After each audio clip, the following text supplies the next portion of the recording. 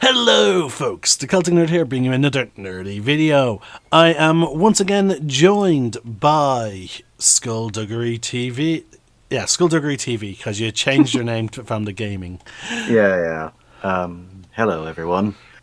I am very this movie. Oh yeah. We both have some thoughts on it. Now, Mm, will our thoughts after discussing things change after hearing potential other interpretations or background info? Who knows? But this is SideChat, as you can tell by the gameplay of Aliens Fire Team Elite. We are still going down the rabbit hole that is the Alienverse. yeah. Suppose you could actually maybe Ripley verse. No, that doesn't sound as good. I'd say just keep it the Alien verse because Yeah, it started it. yeah, I think it is the Alien verse because the characters change, like the protagonists change from Alien Resurrection onwards, but the main focus is still Oh, xenomorphs, or at the very least their sorry, I biology. mixed up the actors with the main character's name. I was supposed to like Ridley verse. Oh, Ridley verse. Yeah. Oh, yeah. Oh, Oh, sorry, I thought you said Ripley. yeah, Sorry. yeah. Sort of similar to how when people refer to the Percy Jack novels, they don't say the Percy verse, they say the Rick verse because all the books are interconnected, even though the protagonist changes. Like through the different book series, like Trials of Apollo. Oh, right. Yeah, all that type of Oh, stuff. pardon me, that was rude. Sorry, people, I just finished having lunch. Uh, oh, hold on, my dogs are acting up again. So, folks, I'm just going to pause the recording right here, real quick. For you, it'll be instantaneous. Sorry about that, folks. Again, instantaneous for you, and not so much for us. It's been 87 years. So that's why I'm leaning more to calling it the Ridley verse as opposed to Alien verse, because like the franchise has he has expanded to include Predators. Now, I'm not going to include some of the more current crossovers because there has been some new crossovers. I believe even with I saw a comic involving Marvel, so I'm not Oh gonna. yeah, I think those are more so just. I think those comics are more so considered what if scenarios. Yeah, that's why I Which, wouldn't yeah, consider. I'm not going to consider like that. So, but yeah. whereas Predator and Alien, they are more so interconnected as opposed to that. Like again, like the Marvels, as you said. What Yeah, if? yeah. I mean, for God's sake, they have an Aliens versus Predator versus Terminator comic. Yeah, I It's wouldn't just, count. I it wouldn't just, count Terminator. No, yeah, no, because it's, like yeah. the events of the Alien movies sort of like put into evidence that like there is no term. No, Like yeah. Again. It was more so just like yeah. a fun what if. I will say though, there were rumors. It's more like a fan theory that the Alien universe and the Blade Runner universe are the same. Mm, Just because I think the main connection people put to it is what's it? The replicants, the synths.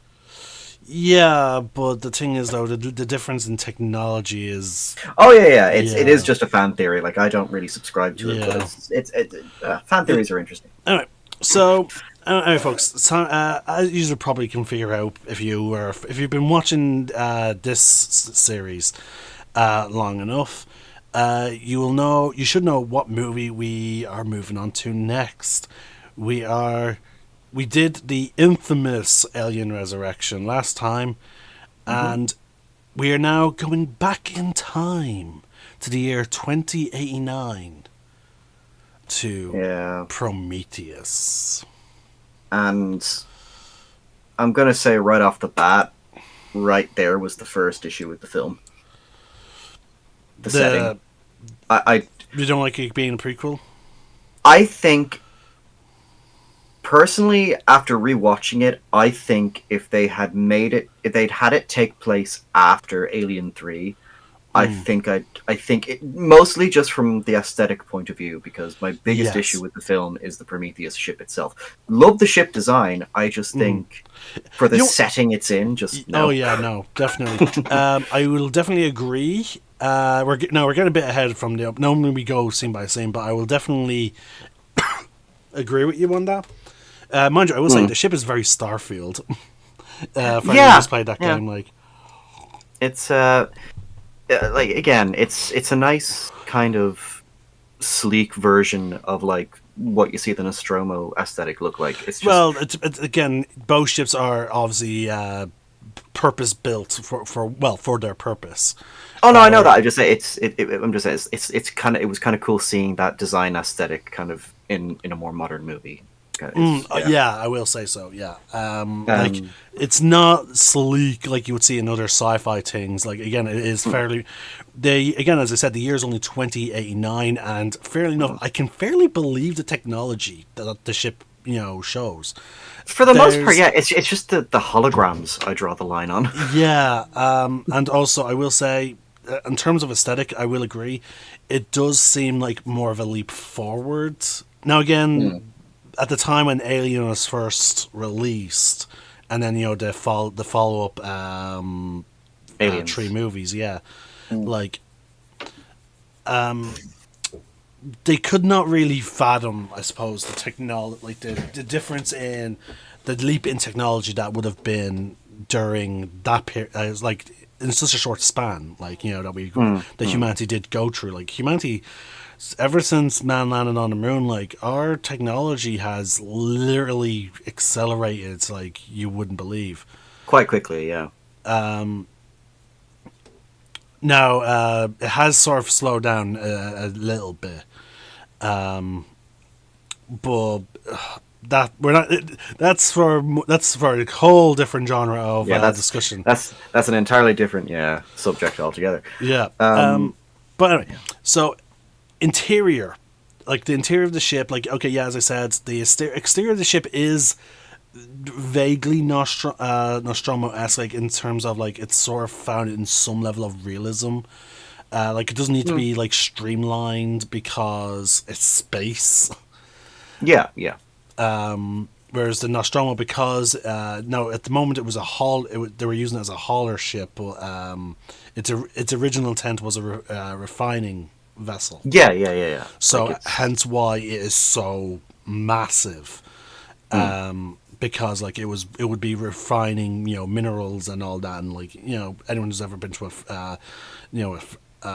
smelting thing, like for industrial places, sorry, like furnaces and smelters are quite big.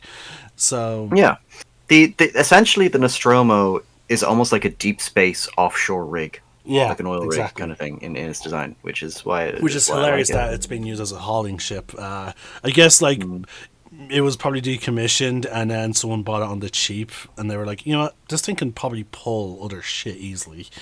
Yeah, that sounds like Wayland. No, that's another thing. Like, yeah, and that's again that's why I can vaguely believe the advancedness of the Prometheus over the Nostromo, whereas again, purpose built. The Prometheus is a science vessel. So I know that's why I can kind of accept the more kind of clean look of it. Yeah. It's again, my biggest gripe is just the holograms. That's it.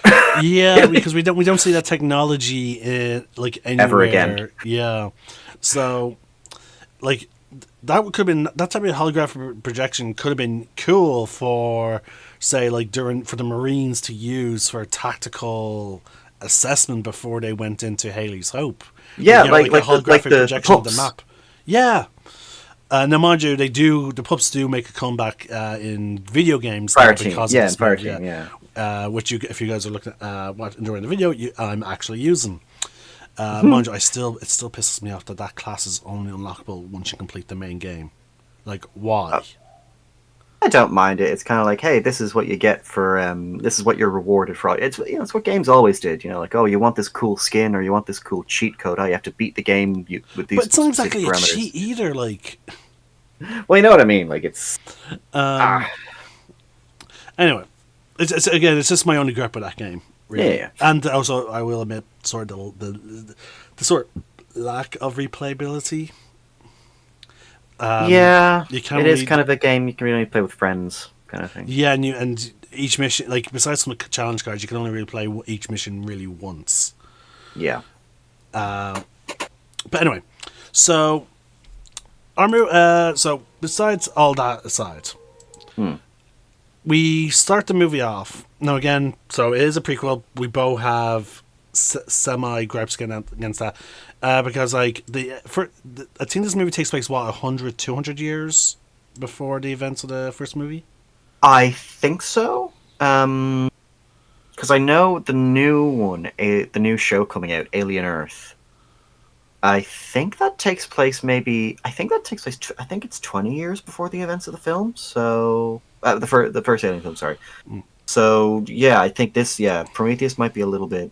Like it's Before that, 2089, which is strangely like it's sort of scary now that it's like not that far off. Still no flying ships. Yeah. Again, it's because governmental investment worldwide is, not in where it should be. But again, different discussion for a different day.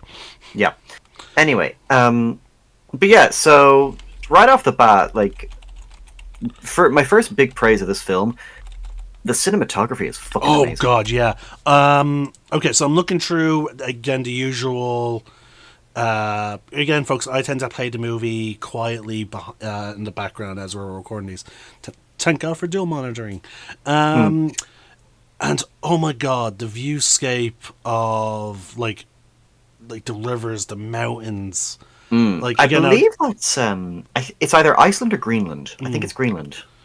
like it is absolutely breathtaking. Breathtaking. The only issue I have with this opening establishing shot. Now, mind you, the music is fantastic. I fucking love it. I love the view. Oh yeah. My only issue is with the storytelling element. Based on how far humanity can track back its lineage in terms of evolution, this should really be more so primordial Earth. Yeah. Which would have a very different landscape than what you're shown in the movie.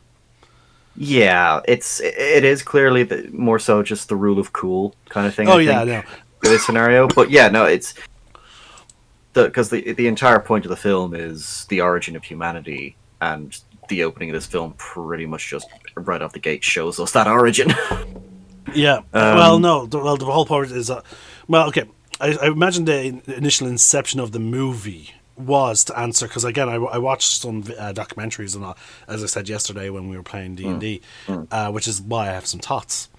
Like Ridley Scott, apparently after doing Alien, like he always wanted to answer some questions about what was dubbed the space jockey. Now again, I feel like it could have been done. I feel like the problem with this movie and Covenant is it should have been done as a series. Oh, you think it should have been a TV series? Yeah, I feel like he was trying to. I feel like he was trying to cram too much into movies, which eventually becomes a problem for any franchise that does grow.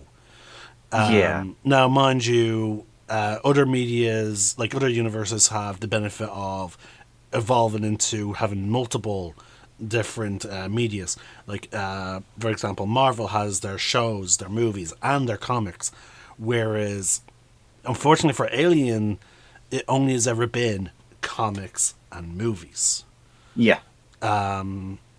So they are a bit hindered in that regard. It's the same issue I would say that sort of fell on to Harry Potter as well. But regardless, I don't mind I don't mind. I heard some of his what he talked about in terms of the engineers. By the way, I love how in the establishing shot though that eventually there's a shadow that is consistent then throughout the. you get a few minutes of like. Hold on, actually, let's see. Actually, sorry, you get about 2 minutes of just beautiful, like view of Iceland or Greenland's countryside. Yeah. And then there's just this looming shadow that then Yeah. begins to make its way, and it culminates in like this big. I'm just gonna. I know it's not Niagara Falls, but it's this big kind of Niagara Waterfall. Falls looking. Yeah, waterfall. And then we get a look at the ship for the first time, and we see our engineer for the first time. Well, he's hooded, of course, but yeah. Funny enough, have you noticed that the ship design that we see in this opening shot is very different than the one we get from it's Alien and Prometheus and Covenant.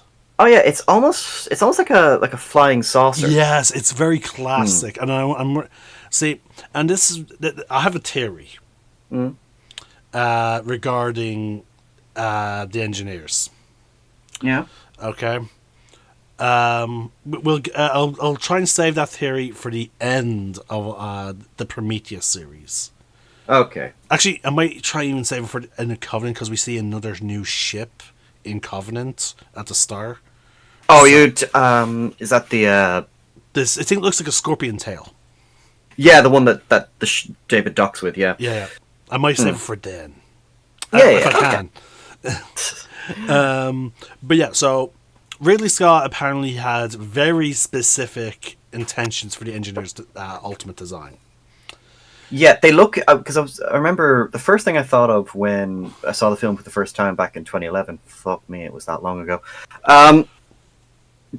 The engineer design kind of reminded me almost of like a Greek statue. Exactly. Okay, I was just about to bring that up. So he ultimately wanted them to be like large, but not intimidating. He wanted to give a sense of being them being powerful but not intimidating. So our beauty. He had 3 images in mind: Greek statues, specifically the statue of David, which is very apropos considering one of the characters. The second image was the Statue of Liberty. Oh, And then the last one was you're not going to believe this, but Elvis.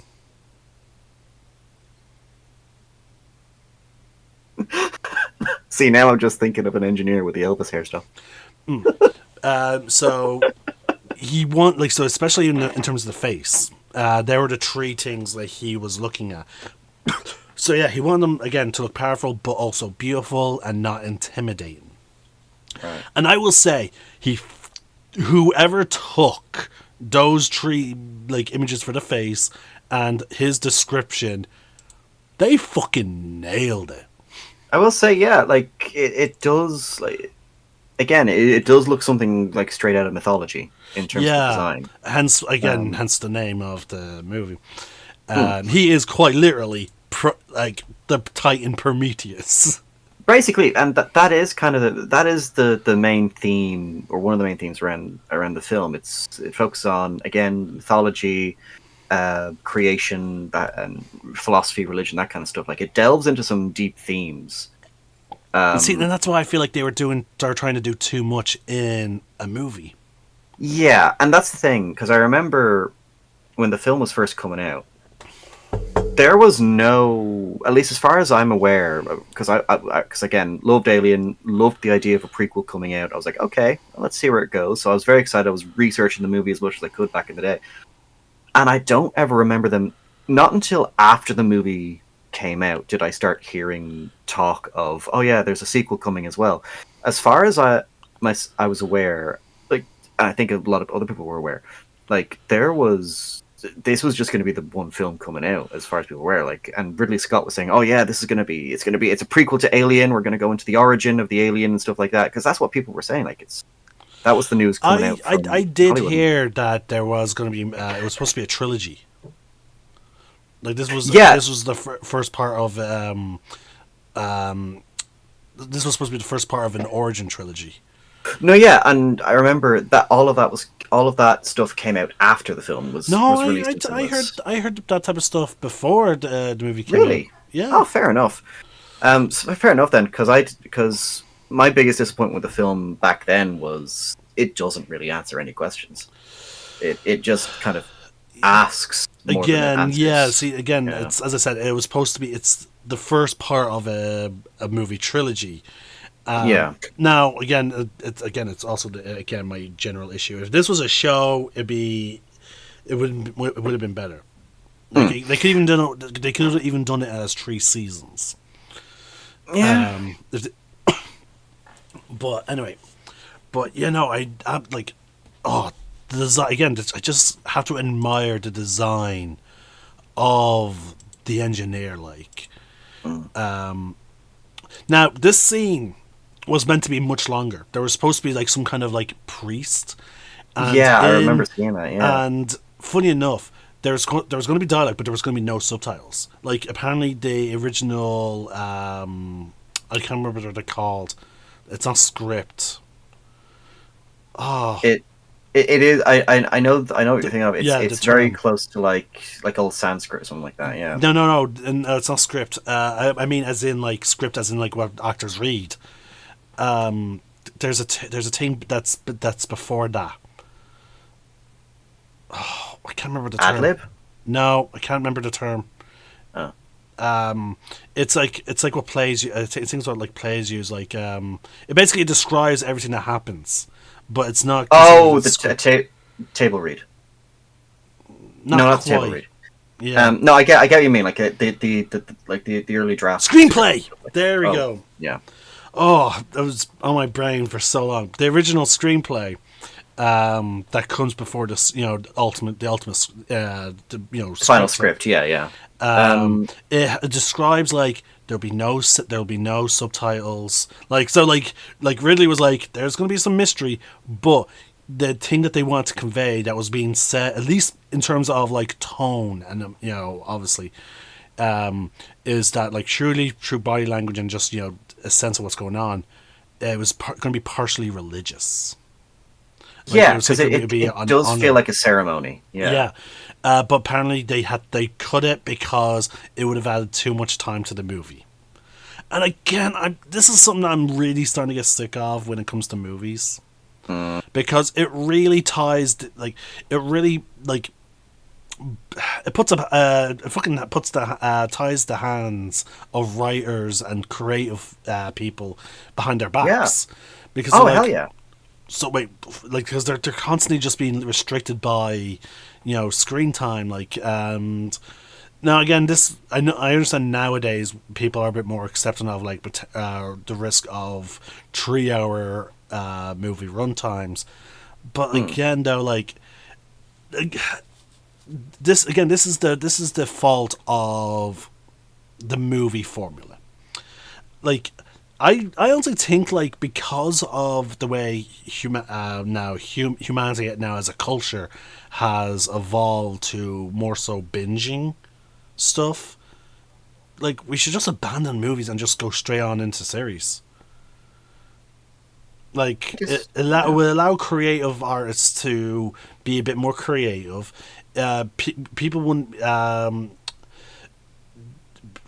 what's it called, allow creative people to be more creative. It will give more reliable work for costume designers, all that type of stuff, because like they'll be working a bit more, and also actors would have like more income coming in, as opposed to like having to stick to the royalties of a movie, and while they're waiting for another project. At least if it's a series, if there's a second season, they can then just they can then immediately get to work on the second season.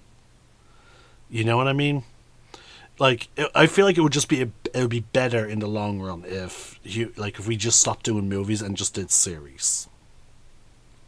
because for some ideas you do kind of need the movie format, but then again, there's more shows, more ideas would fit the TV series format a little bit more. Oh yeah, But and if yeah, people argue like, oh, but they wouldn't, but movies have a higher quality than shows. Well, if there's no more movies, then the money that would normally go into a movie could be invested in a show. To up the quality of the show. So, yeah. yeah, fair enough.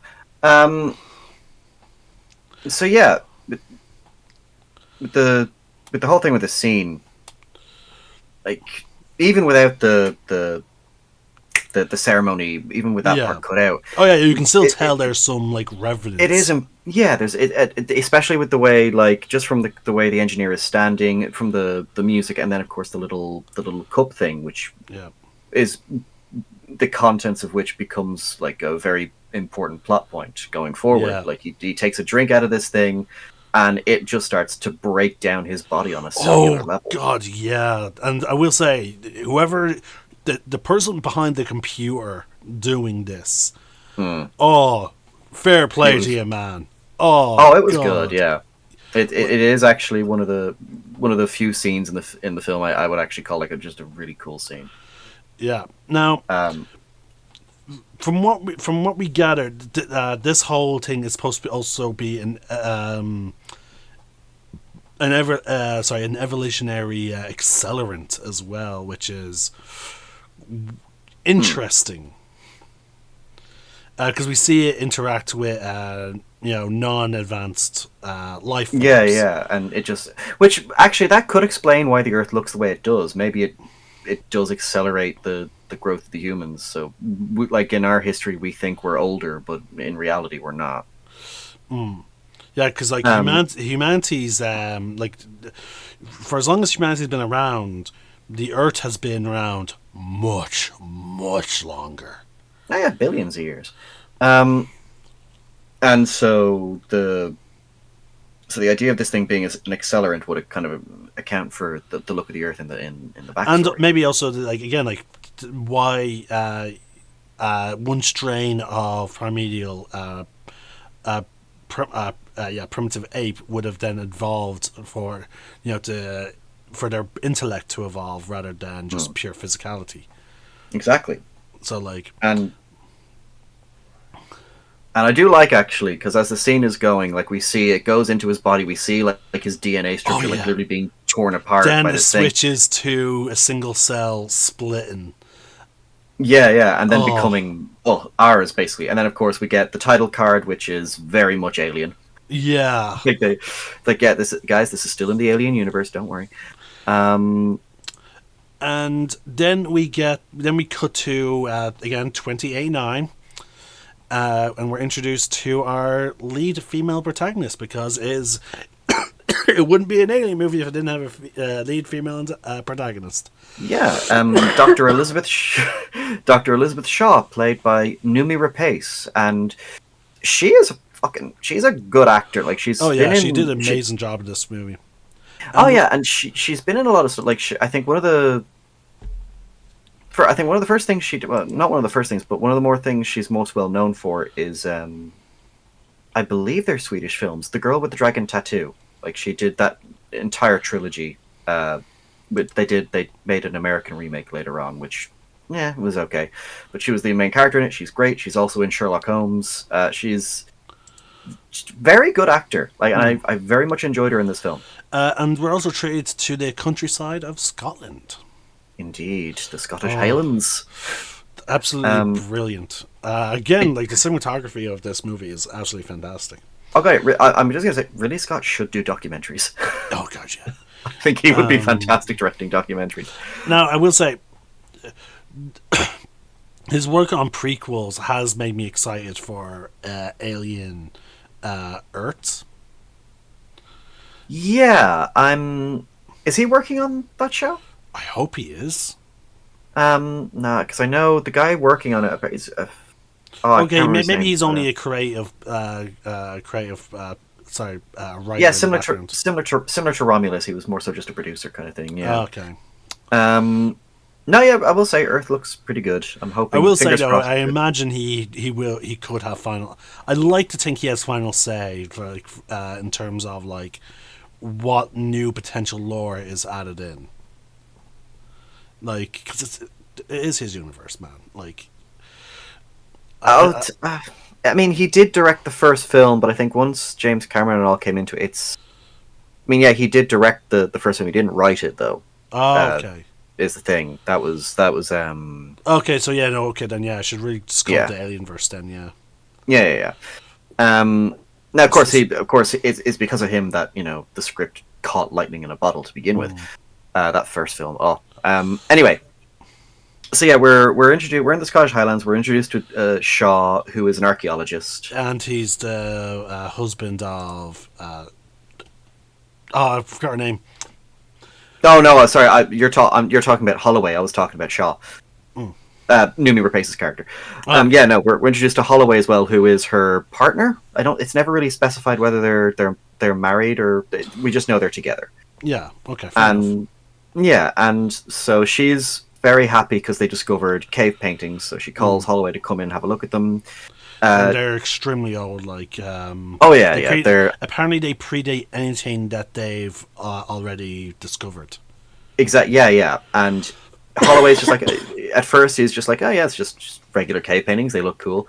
And Shaw's very excited, and she points his flashlight upwards, and we see this big cave painting that immediately grabs his attention of this big figure pointing towards the stars. Three particular.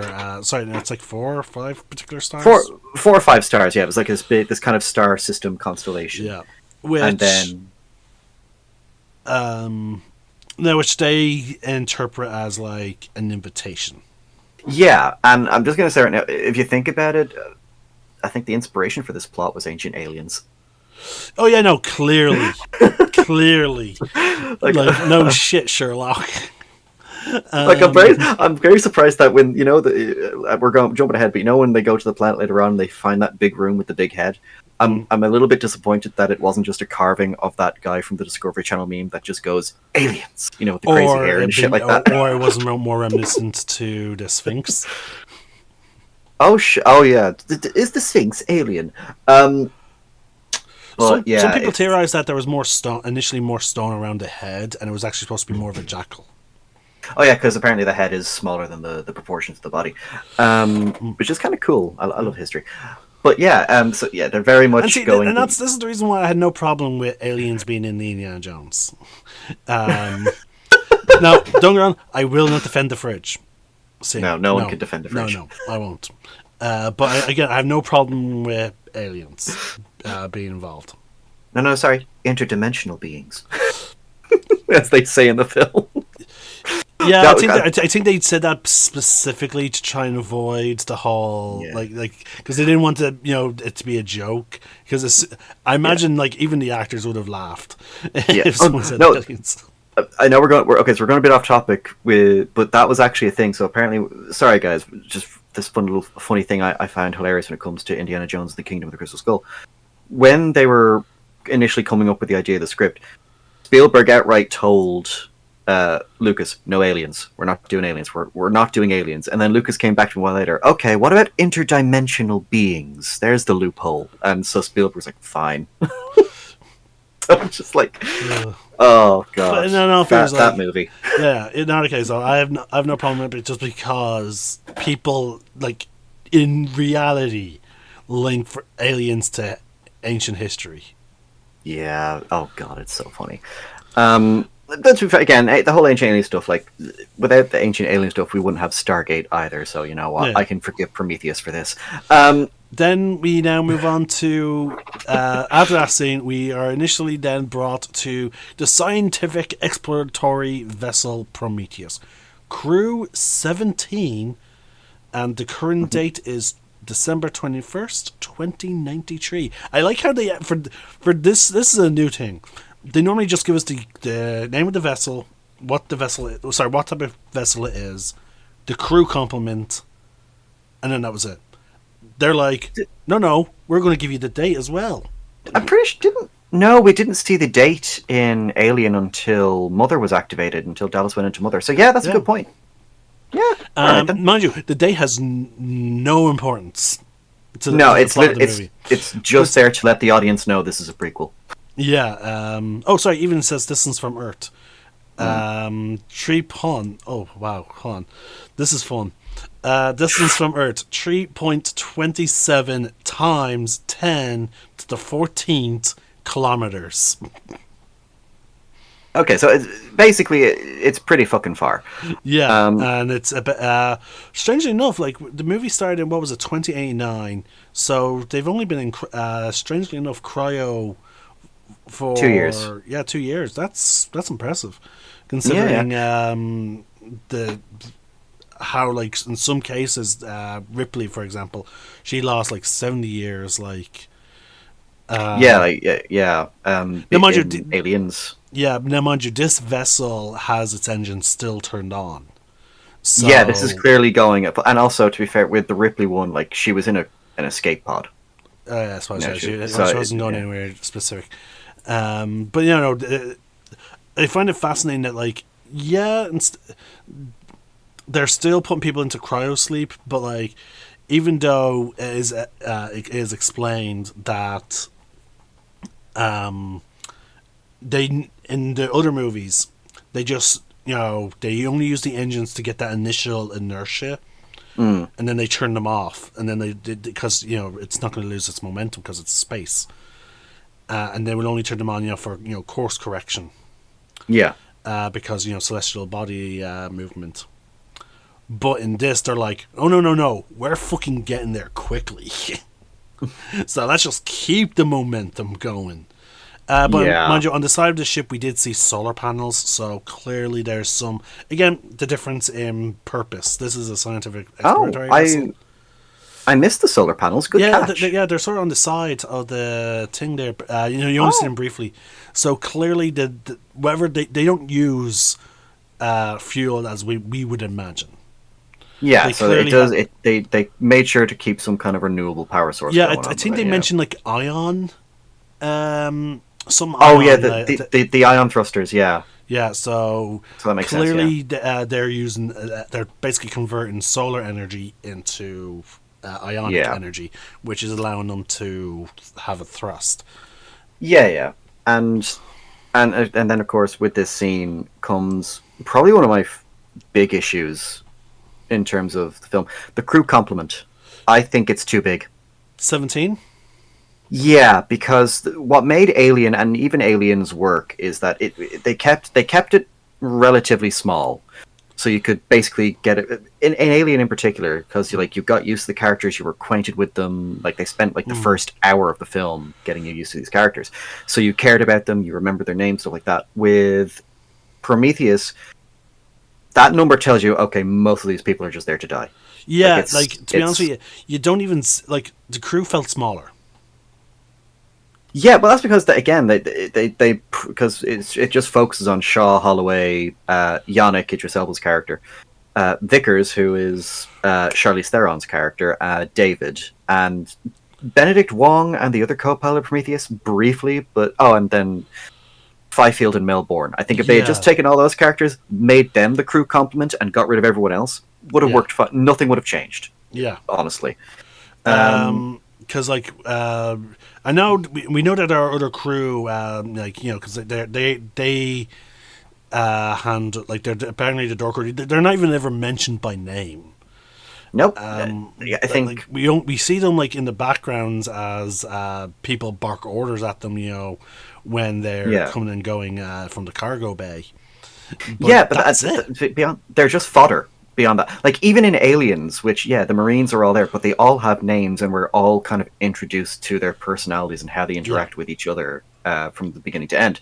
With Prometheus, you just kind of they're just again, as you said, they're just in the background. They're kind of you barely notice them. so It's yeah. you know, Now again, I understand that the other crew are like like obviously they're important in terms of for the purposes of the ship. Now obviously we're looking at it from a movie perspective, like sorry, as a viewer perspective. They do not serve any purpose to the story. They're clearly like they're there for to be one, as you said, fodder for whatever catastrophes are to happen. mhm. Which it's not really even clear what catastrophe, because like catastrophe does not happen to every single member of the crew. Like some of them just seemingly vanish. Well, I think that because I think most of them get killed during that scene with Fifield in the cargo bay, and then I think the rest who are left are killed by the engineer later on. Right. That's what I took it I'm as okay. anyway. I'll have to pay close attention when we get to those scenes. Because you are right, actually, because I did notice a few of them do just fucking... was everyone else on board with Idris Elba's idea for crashing into the engineers later on? Yeah. Because... So, yeah, and that's what I mean. Like, it's like not many people die. Now, again, so, yeah, they're meant to be fodder, but at the same time, like, you could argue that they're there for for attention of detail, because... But even then, attention detail, like, again, like I said, like, with the main characters that who we remember by name, like as I said to them earlier on, like again, if you take out the other background characters, it basically, if nothing changes by removing them, you don't need them. It was like with the Last Jedi, take away Finn and Rose's side story, nothing changes. Oh yeah. Like, I'm not talking but I'm not talking about in terms of story. They're meant to be there in the background of the movie, doing the menial crew jobs, like moving things. Actually, no, because they don't actually. They're not even bringing any things on and off the ship. Actually, yeah. No, they're literally just there to hold the flamethrowers and then stand around the cargo bay. That's about it. Yeah. Okay, yeah, no, it makes no sense now, because the doors are open from inside the ship. So. But clearly that type of job could have been done by someone on the bridge. Like, oh, user coming on board? Okay, press button. Door starts open. Like, maybe have a button, obviously, in the there for emergencies, like if no one's at the bridge.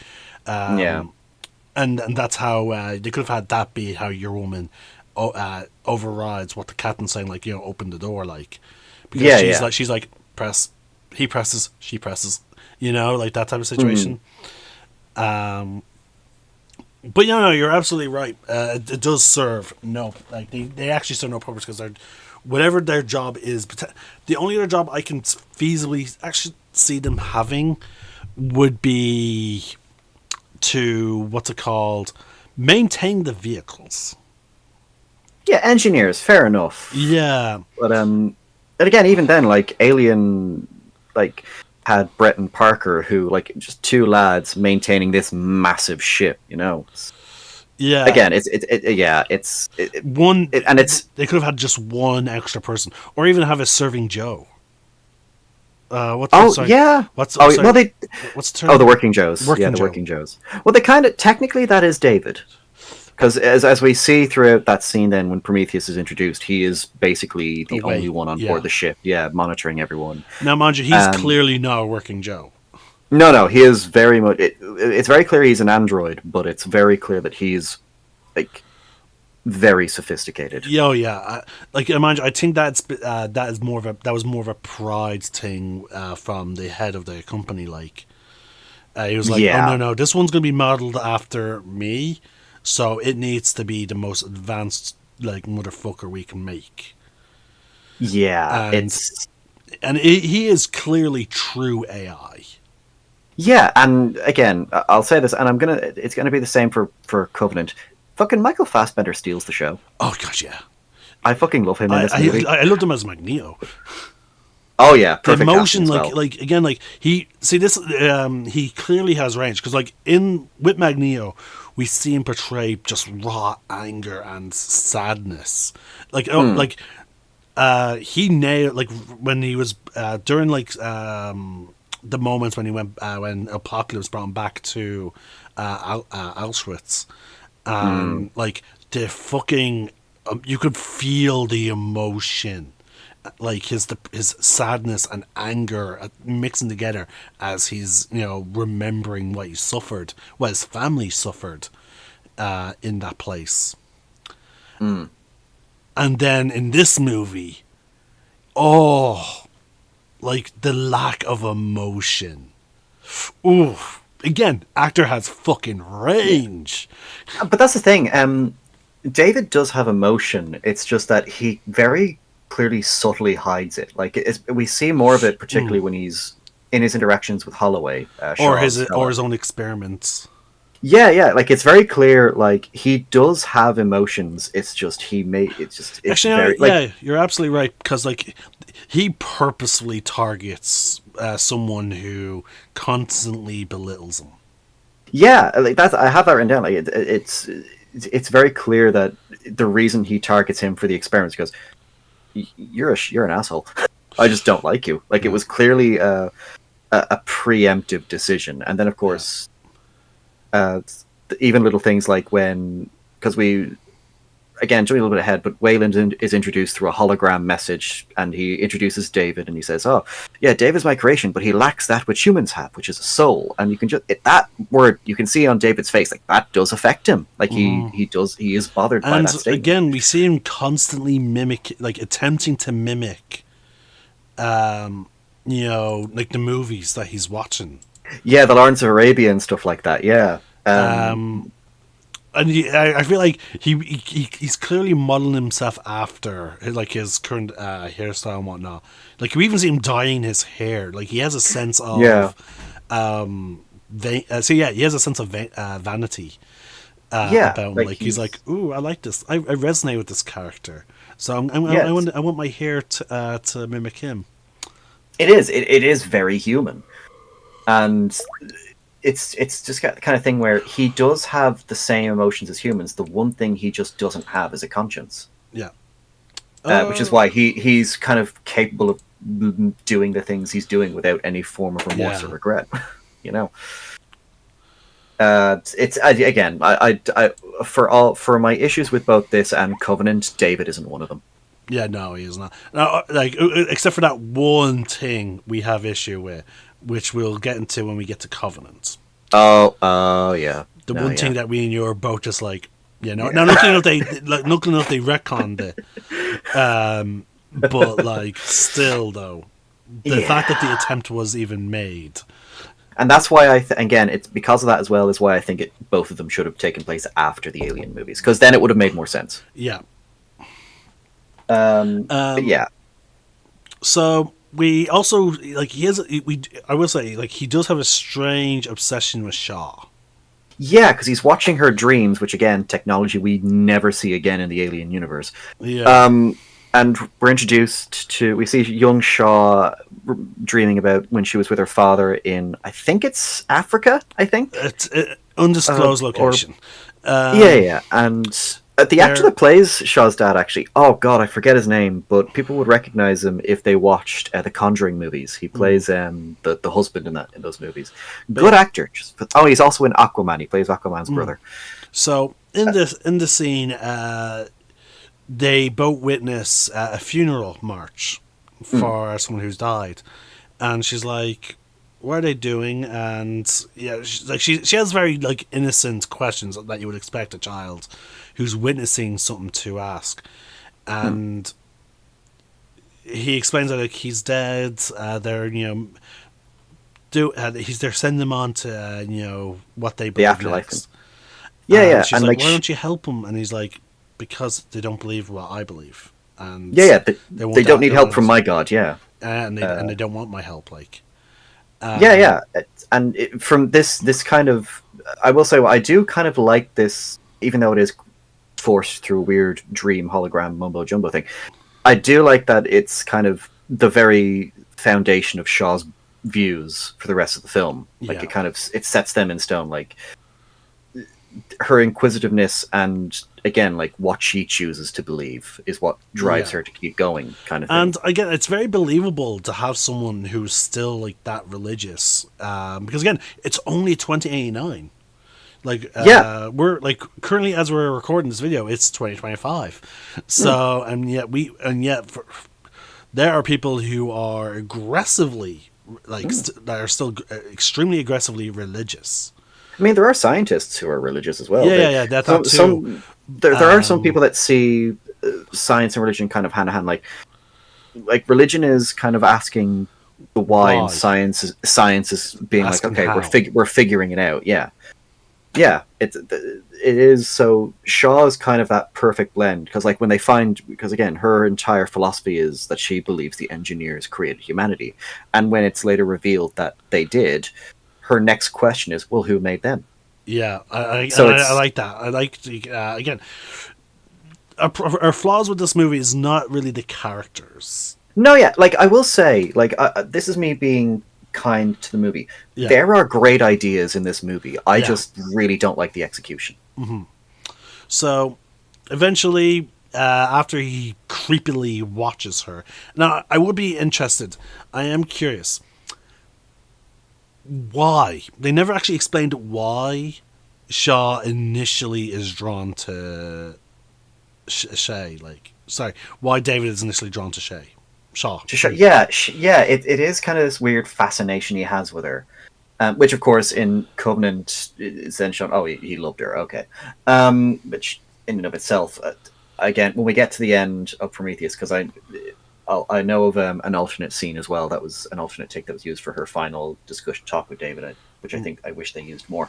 Anyway, but yeah, it's very clear because I think it's part of her because of her philosophy. Like it's unique because his interactions with humans is pretty much just Wayland and I'm assuming Vickers. Yeah. And Wayland is he's very ego driven, he's very vanity driven, and he sees himself as basically a god among men, which is why he made David. So to see someone with more of a humbling view of the universe is Shaw. So of course David is kind of drawn to because it's unique as far as he's concerned. Yeah.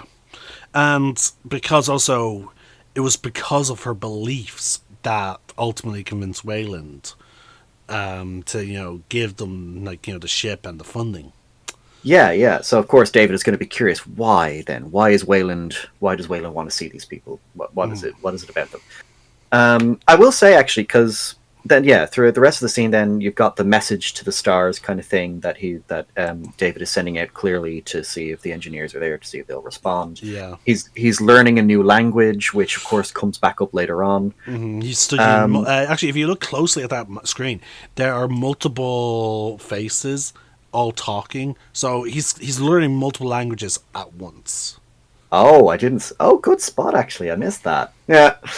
Again, it's handy the fact that again, this is one of the reasons why I also play. Like I tend to watch the movies twice: the night before, the day of, and then I play it again in the background as we're having these discussions. Oh yeah, like literally, I only just finished watching the movie like 20 minutes ago. I have all my notes here, but yeah, good shout. Actually, I didn't spot that. A bit of a data thing going on. So and then we get the big after all that, he feels the ship move. Yeah, the ship's clearly stopped. Like it's kind of something's going up anyway. And he goes to the bridge and it's revealed that they've arrived. Something I noticed, and I had to check the soundtrack to make sure. They incorporate an alien sound effect into the soundtrack. It's the sound of the computer activation. The kind of weird kind of. I like it when they do that. So this is when we get a really good look at the front of the ship. Yes, I do like how even though they kept the engine, like the ion engines, on, and again, like it's all on autopilot. I do like how because of all that, and because it is the most structurally weakened part of the ship, they have blast shields on the bridge. Yeah, like it's covering the windows and stuff. Yeah, like that. I love that extra deal. It could have been it would have been very easy for them to just leave the windows as they are, but no. But the fact that they were like, you know what, for that extra bit of detail, let's have them be covered, so that way not even a stray, stone or rock in space that our computers could not have predicted could end up hitting against it and causing like a crack.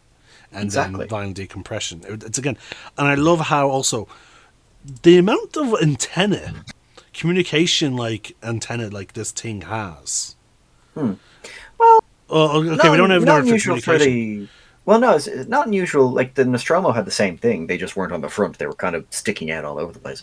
Oh yeah, but I'm just saying. Like I like though. Like again, we don't know if it's exactly if they're all in communication, obviously. But like I do like the volume and the direct it is they do stick out in different directions towards the front of the ship some are sticking towards the back, but there's a lot of them, and I'm just thinking to myself, yeah, no, that completely makes sense for an explorationary vessel. So David immediately does what what he would have to do, which is notify the head of this expedition. Yeah, like he goes to wake her. She's already awake. And she immediately is gone into her private room.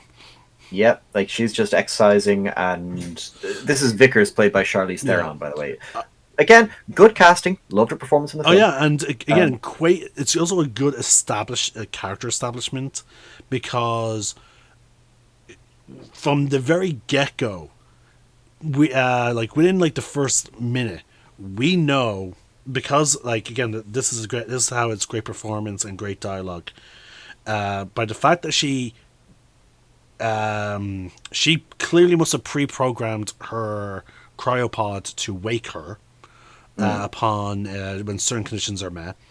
She immediately got out, went straight to her room, did a workout to wake up her body, because again, we know that later on, like, and also from the previous movies, that cryosleep does, mess with your body a little bit and your mind. Like your body, you need to wake up your body a little bit. Yeah, and I will say I do like, because this is meant to be like the early versions of the cryosleep pod, so the negative effects are actually much more extreme. Like they're vomiting all over the place and shit like that. Where she's immediately like, okay, get my body fucking awake. Yeah. She's like, get the body back in sync, and shake off the cryosleep. Because again, if you ever wake up and you're like feeling groggy, like if you just did a couple of jumping jacks, or like if you did some level of like little light activity, your body will wake up then. Like you will shake off that drowsiness. Absolutely, it's fucking liberating, actually. And she immediately is just telling David, "Robe, I'm getting dressed. Wake the others up." Yeah, is anyone dead? No, we'll wake them up then. Like it's very clear, like establishing like she is all business, and she's also pretty much just doesn't give a shit about David. Yeah, like she doesn't really even look him in the eye until telling him to go and wake everyone else up. Yeah. Now again, her very like gun ho, like all business attitude makes perfect sense once you discover that she is Wayland's daughter, and she is supposed to be technically next to run the business. Run the business. Like, so again, it's not that far into the future. Women do have a tough time in the workplace, like, so obviously, especially a big company like Wayland Yutani, where there's probably loads of people gunning to be, eventually head of it. Yeah, and that was even the line she said when she talks to Wayland later on. Like, did you really think I was going to spend the next 2 years arguing in boardrooms who's going to run your company while you go out gallivanting on some foolhardy trip or something like that? Some line like that. Like, she doesn't. Basically, the entire point is she doesn't. She thinks this is a stupid mission. Basically, from the start, and she probably wants to tell him, "I told you so." Yeah, that's all she wants. She just wants to basically see this fall apart in his face, basically. Yeah. And then, but again, she's clearly a take charge person. Like she's not going to let anyone tell her like she's not. She can. I guess I said she could have stayed back and argued with people like, oh yeah, who should run it? No, she's like, because think about it, if they came back from this expedition, like no one would question like, okay, no, you clearly take charge, like you headed this up yourself. But also just given her fucking personality, like even if she was in a boardroom, like she would she will end up winning the argument. Pretty much. I have no doubt about that. Oh yeah, and she just wants. I think she just wants the extra clout that this would potentially give her as head of Wayland Yutani. Possibly. I always saw it as something like it was more personal because again, she is the father, she is Wayland's daughter and stuff like that, and there's clearly an estrangement between the two. Oh yeah. Because even he says when we're introduced to Wayland through the hologram, when the rest of the crew gather, then in the doesn't even acknowledge her. No, she said, "Oh yeah, so this is David. He's like a son to me," and you can immediately see that fucking Vickers. Now, I will say, when Wayland wakes up, he's actually surprised to see her. Mm-hmm. So he clearly didn't know if she'd be on the ship or not. Yeah. So, but at the same time, hearing your father say, "This robot that I made is more like my child than my child is," like that stings. And it's again, she clearly hates David, Oh yeah. like so fucking much. She hates David so Um, much. Um, like, and again, like, it's, you can clearly tell, like, Wayland is a sexist pig. Um, like, that is very evidenced by, like, the fact that, like, any sexism vibes off him. I just kind of got yeah, a like his daughter wasn't like I saw it as like because like when the final interaction between the two of them is like, oh yeah, no, a king has his reign and then he dies. It's inevitable. Basically telling him, look, you're fighting a foolhardy thing. Like you're trying to basically fight nature. You're gonna lose, and that's just a strike to his ego. So I felt it was more so just my own daughter isn't backing me on this. As far as I'm concerned, she's dead to me, basically. Like I didn't see it as a gender fair thing, enough. anyway. I felt like he was. I don't know, because he shows to be very courteous towards Shaw until Yeah, she no, no, starts yeah, you're running. right. Yeah. Um. But yeah, it's just Vickers for the majority of the film, and then is pretty much just no nonsense. Even after the hologram message, Wayland says, Sean Holloway, they're in charge as far as you're concerned. And then later on, Vickers is like, so yeah, I'm in charge, and you will not do anything without my say so. If we find the engineers, you're not going to talk to them, you're not going to engage them, you're just going to report back to me, and that's it, kind of thing. Like she's just like, Like, she's trying basically to like, undermine him, like, because, like, yeah, yeah, because in all fair, like, she doesn't want to take the risk that they could actually do something for Wayland. exactly. And not only that, but she, even after they discover the engineers, like she still thinks that you're going to die. What the fuck Oh is wrong yeah. with you?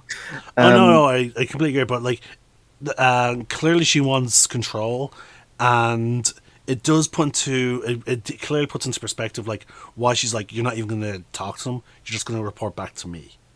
Like, mhm. because, like, I feel like if she had her way, once they reported back to her, if they did find living engineers, or even, like, an advanced civilization, she would be like, okay, you report back to me, let's go. Yeah. She would have Now, just fucking left. oh yeah. Now there is slow. She kind of has a slight character change. I think a little bit. She's still the same towards the end of the film, but after everything they've seen, like upon realizing the gravity of the situation with the ship filled with all the jars, like even she's a little bit shocked at the implications, but she's still Yeah. like, "We're going home. This is not our problem. Let's just go home. Let's just go back to Earth," kind of thing. Yeah. So So there is still that kind of So self-preservation. after we to move us along, so after Yeah. we're clearly introduced to Vickers and establish her personality, we then cut to the rest of the crew, basically coming out of cryosleep. Yeah, people are vomiting all over. Is just hilarious. Yeah. Um, Eventually, they all get dressed and begin to eat Yeah, and drink. we're introduced to Yannick, Idris Elba's character, which this was the first thing I ever saw Idris Elba in. And again, For I me, it I was The thought he was Office. American. It was what? The Office. Is he in The Office? Idris Elba, yeah, I'm pretty sure. He I played. thought. He Wait, played, is the in the he wears American one? glasses. Yeah, the American one. Oh, I haven't seen the American one. Ah, okay. I wasn't aware he was in there. Okay. Yeah. But no, yeah, I genuinely thought he was American when I saw this film, and Mm. then saw Luther a while later. Like, oh, he's British. Okay. But we're basically, like, we see a lot of background characters that are not really going to be important. Yeah, with the exception of Fifield and Yeah, Melbourne. yeah. Even then, like, oh my god. Everyone else is just doing their own thing. Like, again, when we were introduced to the captain of the ship, there's a guy lounging on a sofa looking at, like, a green hologram type thing. And Yeah. when we see, again, as you mentioned, Philbin and Mayfield, there's a guy sitting next to, I can't remember, I always mix them up.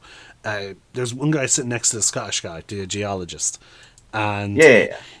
these two are having a full on blown conversation. And again, this is one of the things I do find a little annoying about some extras in some movies. when they just blatantly trying to like act like the whatever interesting thing is being said near them, they have like they don't even look or anything. Yeah, Like they're just, again, it's more like they're just a set piece. yeah, and I hate when movies do. I don't mind it when an extra. I like it when an extra, reacts to when something like interesting is going on. Like, oh, what's going on beside me? Because like literally, the Scottish geologist is sitting literally right next to the guy, and he's like, "I'm not here to make friends. I'm here to make money." Yeah, like, and he's reacting this way because like this other scientist sat down across from him and tried to introduce himself. Yeah. Like, and so this scientist tries to introduce himself to I'm just going to refer to them as Scottish because I always mix the two of them up. So or at least I'll refer to him as by his title. He's a geologist. Afro is geologist, and the guy with the glasses is a biologist. Yeah. So this extra guy, the biologist is not even going to introduce himself to the guy sitting next to the geologist. It's just immediately they ignored him, and again I hate when they do that. If you're going to have an extra be around, have them have them interact. Have them either be in the background so that there's no reason for the characters to interact, or have them interact. But don't have them be literally right next to an introductionary thing. Now, you could argue, maybe they already know each other. Clearly they fucking don't, because if this biologist and this geologist have not introduced themselves to one another prior to going into cryosleep, then there's a very fucking good chance that they don't know each other either. Yeah, like it's just oh my god, and it's just annoying. Yeah, it is. No, I was going to say, like, a thing you could have done to fix up the whole extra right there is have him sit one or two tables further down and have another person sitting next to him, and then just have them have their own conversation. Yeah. Then it feels more natural. But he's literally just there to just show. That's it. Also, fun fact. I believe this is it. The actor playing the biologist, first of all, British actor. Secondly, and I think you might like this, he is the son of Wormtail. No. Yes. The conniving little git. Yeah. No, I just hate. Everyone hates Wormtail. Wait, Wormtail. Yeah, from Harry Potter. Okay, yeah, conniving little git. I was thinking of Wormtongue. Oh, Wormtongue. We'll have. Yeah, sorry about that. Both are terrible characters. Yeah, he's also in Jurassic World: Fallen Kingdom. He's the bad guy in that film. Oh, he looks very different. Yeah. Hold on. I'm pretty sure it is him. Hold on. You know what? Because I'm pretty sure it's him because I remember recognizing him. Hold on. Maybe he was a scientist in that one as well. Like maybe he wasn't the bad guy, but he was on the bad guy's side. Yeah, let me just double check. Patrick Wilson is Shaw's father, by the way. That was the actor whom I couldn't remember. Where is he? Fuck off. Is this going to be one of those things where they're just not going to... Hold on. Melbourne was the character's name, so you guys... While you're looking that up. So, again, Now, again, that was purely done to avoid paying... It's him. Okay, so this was clearly done to avoid paying the extra more money. Because if they have speaking lines, you have to pay them more. Really? It's the same reason why Percy Weasley in Harry Potter, even though he's supposed to have speaking lines when the Ministry is confronting Dumbledore in Order of the Phoenix, he doesn't say anything. He just drags Harry and Cho in. But again, he's supposed to have speaking lines in the book. But they didn't give him speaking lines in the movie because they didn't want to pay the actor extra money. Oh, fuck. Yeah. So that's why in some cases, that's why extras tend to be extremely just mute and whatnot, is because they're literally there to be set pieces. Yeah. And that's fine. Again, there's a right way and a wrong way to do it. Yeah. This was the wrong way. Yeah. This was clearly the wrong way. like don't have your extras be so prominent. Like um, it's just really weird. After this whole thing, they all gather in the cargo hold. We see the two co-pilots making a bet. One's betting that like, oh, we're terraforming. This is just going to be another terraforming job. The other's like, no, I don't think so. This is an exploratory vessel. And he's like, I'm going to bet. And so they bet 100, whatever currency they're using. Benedict Wong and the other guy, yeah. I'm going to say, actually, with Benedict Wong... I love the constant callback to that bet. It comes up, like, at the start of this movie, comes up again in the middle of the movie, and then comes again up, towards the end, yeah. And I love that. Like, that's what friends would do. Ah, yeah. And I'm going to say, when it comes to Benedict Wong, like, he's a British actor. Outside of the Three Body Problem, which he's also in, I don't think I've ever seen a movie in which he actually gets to use his normal accent. He always puts on, like, this kind of Asian American kind of accent. Yeah, like, even in Marvel, he plays, what's his name? He's the Wong. source. Yeah, Wong. Yeah. Oh, mind you, I do love him and that other girl's friendship. If you watched She-Hulk, like and what's the Seven Rings, Shang-Chi. Apparently, Wong has like a friend who's just an ordinary girl, and they watch movies. Oh. Yeah, like they watch soap opera. She comes up more in the relationship is more established in She-Hulk, and it's just hilarious. But I do also like he's using he uses like a fight ring as like the Abomination's like anger management therapy. Okay. I haven't seen the show, so okay. And I don't plan to anyway. No, sorry. I've any Marvel fans out there, I kind of stopped after No Way Home.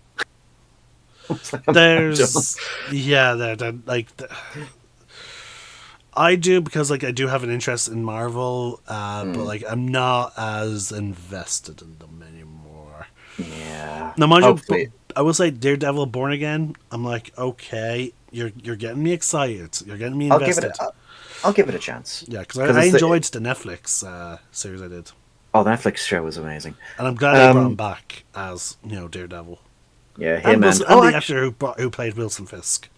He is going to be at Dublin Comic Con in the summer. Nice. Wait, the Wilson Fisk actor or... Yeah, Wilson Fisk. Yeah, nice. What's his name? Vincent D'Onofrio. Yeah, he was amazing as Wilson Fisk. Oh, he was. Perfectly captured the character. That was a very nice surprise in the Hawkeye show. When I saw him, I was like, no. No, yeah. So, back on topic. Back to Prometheus. They are having this whole thing, meeting, like, Shaw shares some jokes with her partner that she's so excited. And once again, Wickers is just all business. Yeah, she's just like, oh yeah, so to those of you that I hired personally, good to see you. For the rest of you, this is who I am. And you're here for one very specific reason. You're all experts in your own field. Yep, and I'll let our employer explain it to you himself. And apparently the whole cargo bay is just outlined with this hologram, which then begs the question: why did the Doctor need to use the holographic cube? Could they not have just got David to pre-program the display of the things? Oh yeah, it was so. Also, I think that's the gymnasium because we see treadmills in the background. Oh yeah. Sorry, it's not even the cargo bay. Sorry, but yeah, the cube itself. You get sorry. The ship. Oh, I always feel like the ship is smaller than it is. Yeah, that's the difference. I think again, that's the other issue. I kind of like. There's no real. It is just a series of corridors. Like with the Nostromo, you kind of had an idea of scale, like from pretty much where everything was. With Prometheus, it's kind of, oh yeah, we're in this corridor, and now we're in this corridor. Oh, now we're here. Okay, now we're in this big room. Now we're in this other big room. Okay. Yeah, you don't see them really walking from room to room. Yeah, which is, again, like, sorry. Like it's okay to have your actors walk and talk. Yeah. It is. Yeah. There is no real sense of scale with the ship, unfortunately, as Like you if say. we no don't well sorry we do get a little bit of a sense when we see them driving to and from the ship. Yeah, yeah. Like we at the very least we know where the cargo and the bridge is. Yeah. You know, We we get a have sense that. like okay that these vehicles are fairly small, but you don't see a lot. You don't Hmm. feel it. Yeah, Again, it would have been great if we like it would like that's why having them walk like it's okay to have them talk in corridors, but don't have them just standing in the corridors. Like have them like literally because they all have important shit to do. Have them walking, to yeah, have them walk into the different areas, because like like they can't afford to always just be standing around. They have to be getting they all have important shit to do, like for this thing. Like, but no, we always just skip from one room to another. Or yeah, yeah, if they do talk in a corridor, it's them standing in the corridor. yeah. It's very static shots. Yeah. Yeah, Which even again, go back to Alien. Like even when they're on the Nostromo, like there were scenes where the camera would either follow them or it would be a static shot, but it's following them as they're walking down the corridor and panning the camera with them and stuff like that. yeah, Like we don't, I can't recall many shots like that on the ship in this film. yeah. Unless it's just in one room and Or like we they're would following the see character around, someone you know. walking into the camera shot, like then leaving. Yeah, And you will see that how long you'll get a very sense of like how long the corridor was. yeah. Like I can remember like two times where they actually do kind of have the camera following the actor, and that's when David comes out of Wayland's room after talking with him to for Vickers to ambush him in the hallway, Hmm. and then when we're following Shaw after the C-section scene. Yeah. Like that's kind of it. So yeah, we're now introduced to Wayland Hmm. as an extremely old man, and again, the make we know who the actor is because we do see him in Covenant.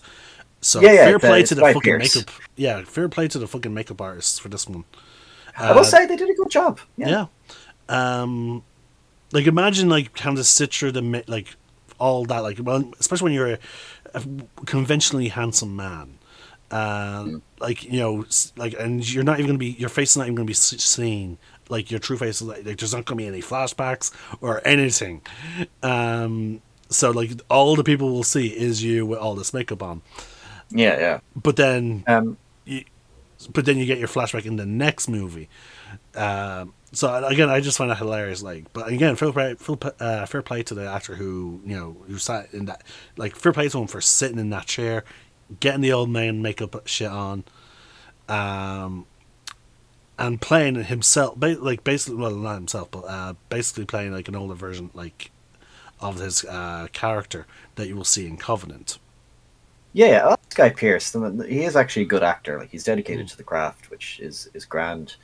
Um, and he was actually. They did. And this is something Covenant did as well, but it was more so to Covenant's detriment when they did it. But so they did. I remember back during like Prometheus and all them. This is when they started doing like viral marketing for films and stuff like that. And so to do so, like they would make like in universe like videos, like so like Mm. for when they were introducing Michael Fassbender as Oh, David, I they remember released what they did for Covenant. All these like fucking videos of Shaw asking for help and whatnot. yeah, yeah, and these were clearly scenes in the film. They just cut them and decided to use them as trailers instead, and it was so fucking stupid. No, yeah, Um, I just like, and then for Prometheus, what they did was like they had the videos showing David's creation and oh, yeah. what makes you sad, David? And again, I love Michael Fassbender's performance in it, but they did introduce Wayland. Peter Wayland is his full name. He was giving a TED talk, which doesn't Yeah. date it at all. And it's yeah, That works. it does.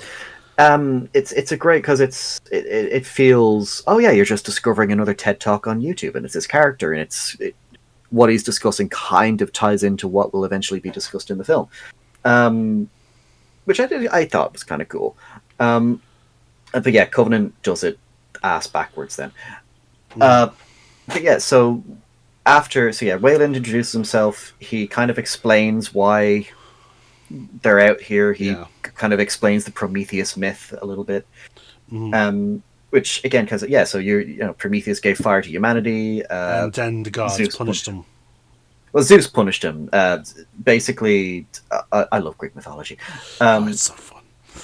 It Well, is. anyone who spent enough time with me would know how much I love it, just because of how often I talk about Percy Jackson. Yeah. And again, that's because like Rick Riordan did his fucking research, and it makes learning about Greek mythology fun. Oh, it is. Oh, everything about Greek mythology is just fantastic. Because it is kind of the base. And if you pay attention, his stories often follow like basically history repeating itself. So like Percy, like they acknowledge like the past adventures of different heroes, but no one character ever puts two and two together. It's like, hey Percy, how we're on a basically we're sailing into the Aegean Sea to get the Golden Fleece. That's pretty much the like that exactly happened in the past with Jason and the Argonauts. We're literally following in his footsteps, and the same story is basically happening again. None of the characters ever mentioned that. But like, for people who know the original myth, like they're the ones that will notice. Like, they're redoing the same shit, just in a new modern way. Yeah. Which I find fantastic. Oh yeah. Wayland kind of goes on about Prometheus and what the ship's there for, and just basically gives the floor to Shaw and Holloway. Also, he basically gives them the entire expedition. He's like, you listen to them. Yeah, they're in charge as far as you're concerned, which of course Vickers ignores as we later see. And we've already talked about how he basically dismisses David's existence. Yeah. It's which I will say does appear again in the beginning of Covenant, where we'll get into later on, because I will say I do actually like the opening of the film. But yeah, so Shaw and Holloway explain their findings over the years. Yeah, the same pictogram across different cultures that are separated by centuries, and it's the same thing of these giant beings pointing towards the stars, basically. And Hathaway, that's the male scientist's name. He points out that they depict a star system that is so far that there's absolutely no way these ancient civilizations could have noticed them. Yeah, and I do like how they went for sheer distance, because like because like people would be like, but the Egyptians were able to track stars and whatnot. So I do like how they covered, the writers of this movie covered their ass like with that argument by being like, okay, no, it is just so far away that there's no way they'd know the exact positioning of these dots in the sky. Like the planets, because it's not just it's not depicting stars, folks. It's depicting an arrangement of planets. Yeah, and well, no, it is just and that they find the sun, and that there's only one planet capable of supporting life, which is a moon. Yeah. On orbiting a planet. Sorry. Me saying planet was a bit misnomer. I should have said celestial bodies. Yeah, and here's the thing. I love that, despite the fact it's a big planet with a ring surrounded by moons, it's not LV-426, it's LV-223. So close. That's not a prequel. Same star system. Pretty much. It reminds me of how it should have ended. Did you ever see how they did it with Prometheus? And it's just like the space jockey goes back into the ship after the proto facehuggers on him, and it starts flying the ship, and then the alien bursts out of his chest saying, "I'm a prequel," and then it shows the ship crashing onto LV-426. To be honest with you, they should have done that. Yeah, it would have been a bit too on the nose. Because of the whole... No, but it would have been interesting that was the exact engineer. Because he probably doesn't know what that proto facehugger was. Yeah. Have him, be like, okay, I need to get the fuck out of here. I'm going to complete my mission, to destroy Earth, and he gets all suited up. He gets in his chair. Oh, then then the scene could have ended with him just in the suit, in the chair, starting to convulse. Yeah, and then cut to black. Yeah, in a sense, because again,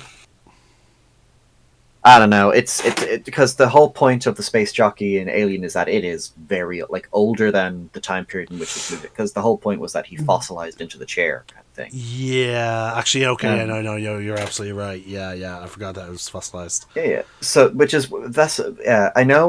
What's it? Alien River of Pain, which takes place on LV-426 before the events of Aliens. When Newt's family discovers the ship, they actually do showcase that, oh my god, there's more there's bodies, their chests have been burst open, there's other creatures as well that are there that all look fucking dead. So that there was clearly a xeno outbreak on that ship. But yeah, so when Holloway and Shaw explain about the pictographs. Oh, it's Holloway. I thought it was Hathaway. No, Holloway. Basically, Fifield, the geologist, he basically says, okay, so we're here because of a map you found in a cave. To which Shaw's like, no, it's an invitation.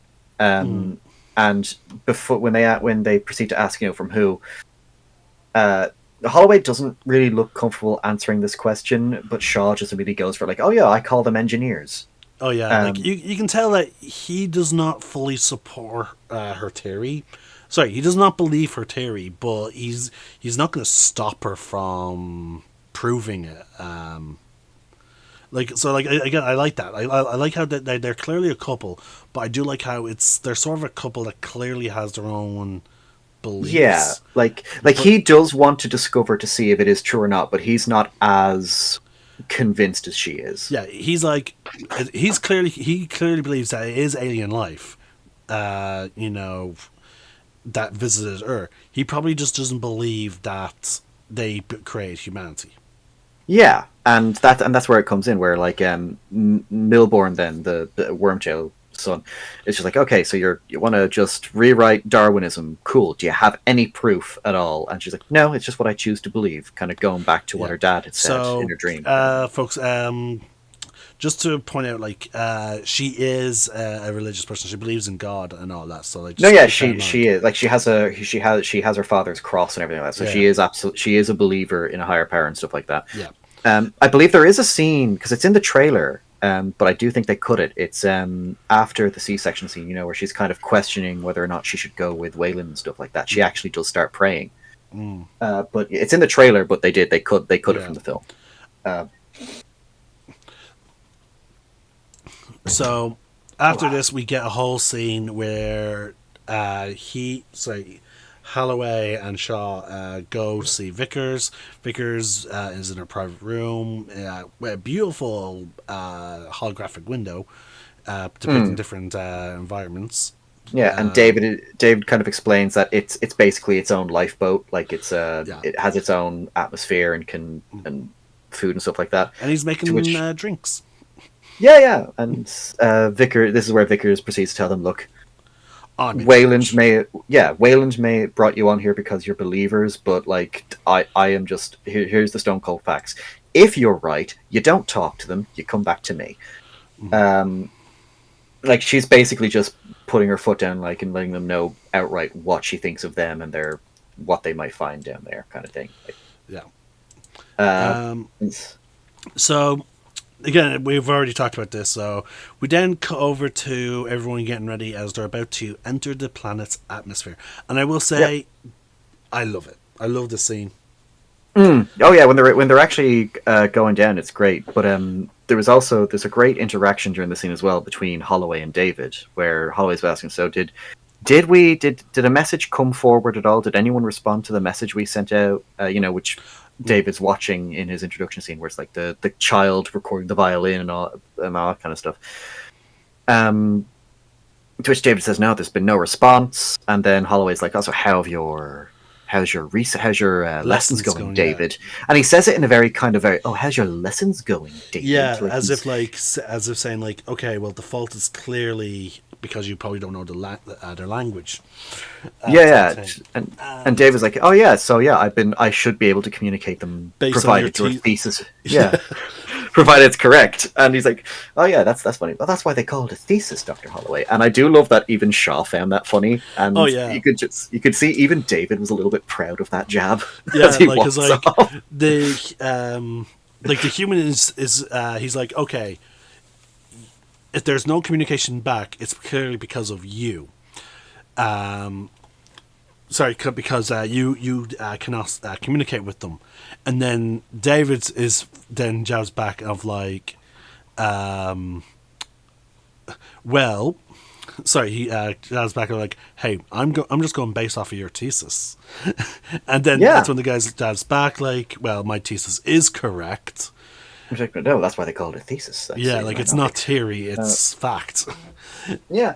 And so again, like I love how like I love this back and forth of like, basically bouncing whatever potential blame is going on, but then ultimately it would land on Holloway and Hot Water, yeah. But that's the thing. What I don't get as well is from the get go, Holloway is just shown to just be a dick to David for no reason.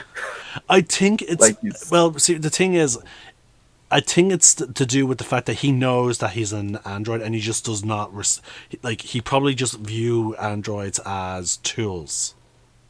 Probably, yeah. Which again, that does come back up in the conversation the two of them have later on, before David spikes his drink.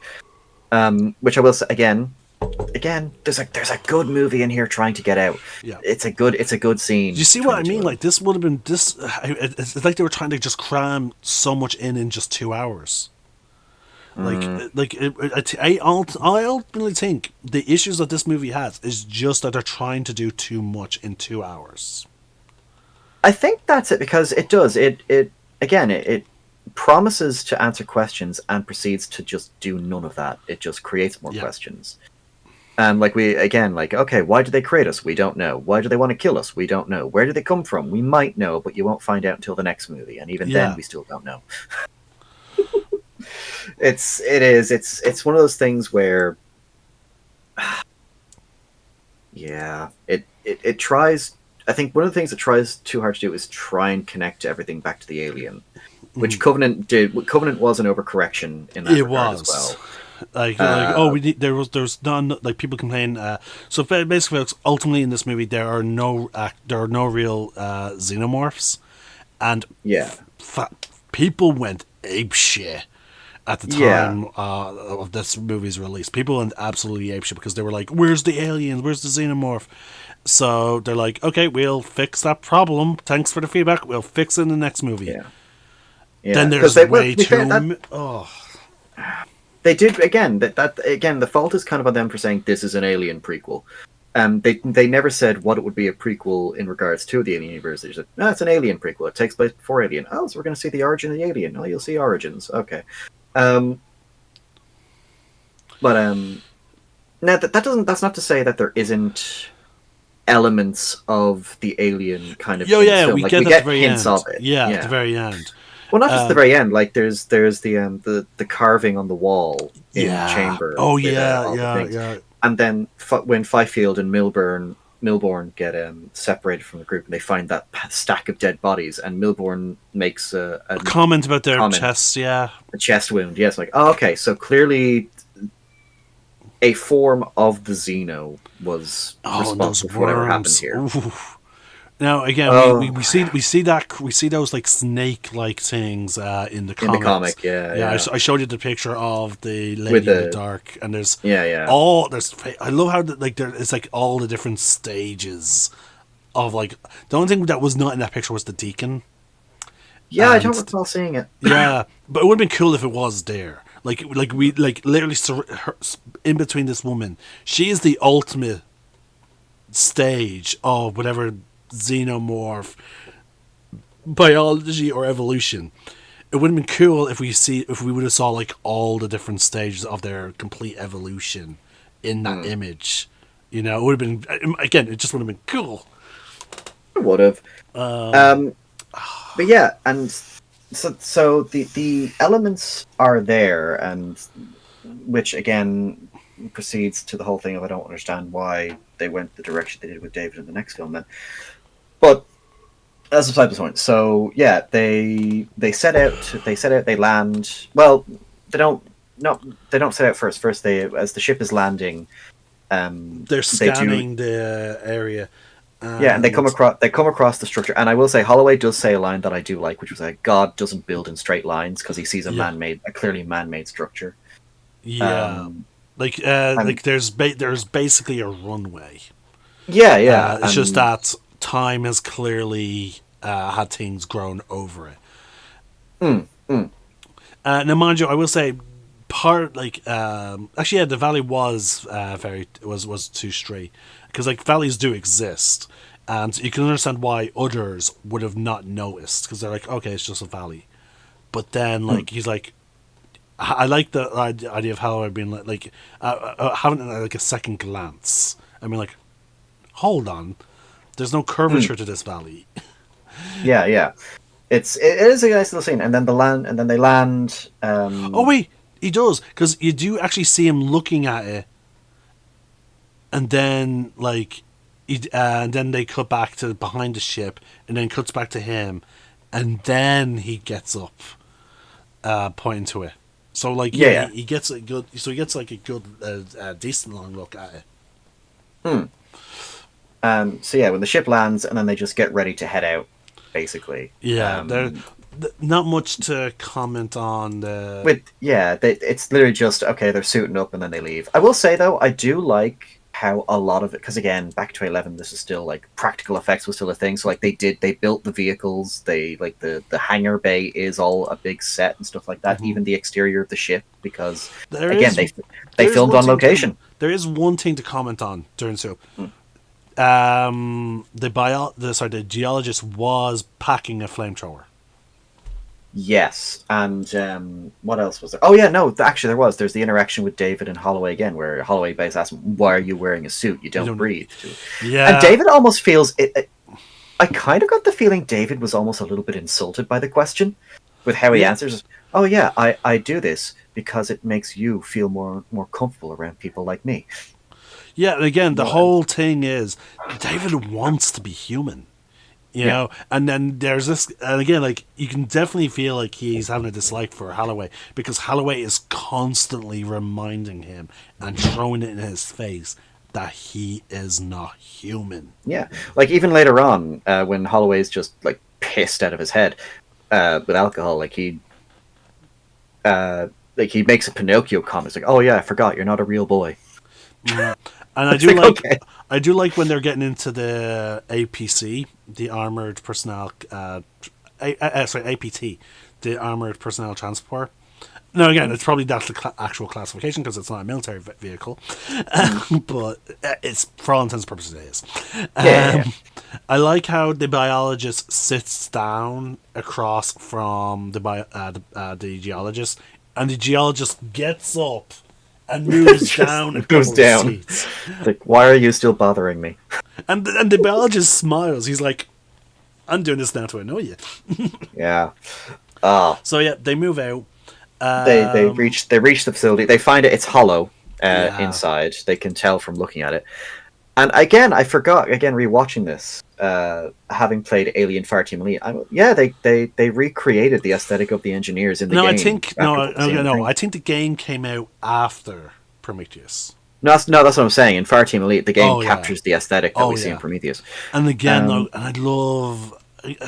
I will say this is clearly an advanced civilization, but I do love how this again their technology is vastly different to ours. Whereas ours, like as our technology evolves, we use plastic, we use metal, we use okay, yeah, they're the two main things. But like with these guys, it's like they use like some kind of weird fucking stone. Like Well, yeah, but it's not just that. It's like there's something inside. Because remember when David is like, yeah, it's he like kind of takes slime. the goo, but Yeah, it's like got like weird glow. But that, again, that's the whole point of the engineers, much like the aliens. That it's kind of biomechanical. yeah, like they're clearly their resources they had on their planet is different to ours. Hence why our technologies would look different. It's also again, I never copped it until my detailed watching of this movie for the purpose of this video. It's also sound based. Mm-hmm. Like, and the idea, because like so like I really love, because like you can't just press the buttons. You have to play it, like you have to press them in a rhythm. Like it's not like with us when we press this like for example on a keyboard. If I want to put a space between. Hello. Sorry, your microphone has kind of died. Oh, hello. Can you see me now? Sorry, folks. It Hello? seems for those of you that are listening on OBS, it seems that my mic has died on Discord. I'm just trying to re-establish communications with Matt. No, sorry. I can hear you. I can hear you now. I can hear you now. Okay, so yeah, it was Discord. I was just explaining to OBS like why, what's going on there. Like, My apologies. Yeah, sorry, people. Discord can sometimes be a bit of a turd. yeah. So as I was saying, as I was saying, my example, when I wanted to put a space between two words or a line of code, I would press the space button. You know, that is the function of that button. But with the engineer ship, it's like no, you would press the same button, but you would have to, it depend on the rhythm that is being played between the different buttons. It will do different things, and I'm like, that is really cool. So like the same button has like universal effects. It just depends on like the frequency of the tune that you're playing, like the harmony. And again, that's very cool. I will say, you do get a sense of the engineer facility, because it's not a ship. Because the ship is underground. So it's just a facility. And again, because of the pups, you are given a good sense of the scale. Like it is a massive structure. Yeah. But no, even before the pups though, like as they're just driving up, you do get a very good sense of scale. Like it's massive. Yeah. They called it like one calls it basically a warehouse, like an what? No, he used a military term, weapons depot or something like that. Like weapons research, yeah. Yeah. Which makes sense. Like, and again, like at first when I first saw it, I thought I was like, okay, the stone's gonna shift and it's gonna fall off, and then it's gonna reveal their ship. And but then it's it is connected. But like the fact is, the ship is actually underground. It's just that like potentially the engineers land in there. If there was a civilization on this planet, they would have landed. They would have entered the facility, gone down into their underground hangar, and then which, in all fairness, great use of space. Yeah. Yeah, like it would allow you then to do. Actually, no, because the hangar has to open up, so you. Okay, it'd be more for aesthetics. Like it'd be geographically. Actually, no, because the storms. That's why they have an underground hangar. Yeah, the massive like fuck you storms that go up so kill you. So the engineers are like, okay, this planet clearly has a messed up weather system, so we can't leave our ships, out exposed. No. There we go. Sorry, I like attentions to detail like to that. Oh yeah, and again, credit where it's due for the film. They do make sure to account for those kind of details. It's again like it does get stuff right, and then it gets a million other stuff wrong. But we're getting into them. So yeah, when they explore deeper and they find a location that's generating an atmosphere, basically. So Holloway's the first to take off his helmet, and then the rest of them follow suit. Oh yeah, but I love how much shit he was getting for that. What the fuck are you doing? Don't take it off. Yeah, like you just hear someone over like the comms, like, "Don't you take that off!" Like, mind you, I do like. We do see we see the hints of the budding relationship that will be between the geologist and the biologist, just before they enter. Yeah. But I do love how he's like, my little pups. Like, I love how he talks about them. Like, yeah, because they make almost kind of pup sounds, like like the mechanics of them. Oh yeah, but also like I love how like he sees himself like as a geologist, he sees himself sort of as the fucking pack leader. So he Yeah. lets out a huge howl for no apparent reason after he unleashes them. Yeah. And Oh again, yeah. Oh, all these things do, folks, is map and scan the environment. That's all they do. They're not. It's he's not some kind of military person with drones. He's just a person who studies dirt. And he, or and, as he put it, I like rocks. yeah, and all his pups do is just map out an area and scan the dirt or rocks. Yeah. And yet he goes for a wolf howl. It is actually, it is actually kind of a funny scene, and also actually because I meant to say it, the actor that plays Fifield, his name escapes me now, but again, another really good actor, and he actually if you've ever watched the Mission Impossible movies, he was the villain in, I believe, Rogue Nation and Fallout, so he's really good. Good movies, I would recommend them, but again, another really good actor. This film actually does, like, upon rewatching it, it had a few actors that I was very surprised to remember were in this film. I was like, oh my god, yeah, it's you, and oh fuck, it is you. So I will say again, despite the issues of the film, again, cast not one of them. Yeah. So too many cast members, but that's about it.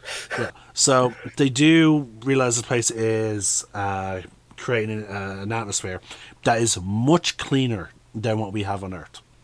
Yeah, like it's. I'm feeling a little jealous of them, considering our, like, again, like, we are living in an age where our pollution is out of control.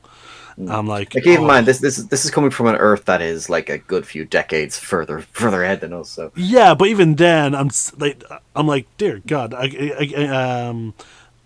even like living in in Blanchardstown, like, I'm like, oh, fresh 100% clean air, ooh. That sounds tasty. Because again, like, I have cars that go by my house, like, and all that, you know. So apparently he's a little jealous.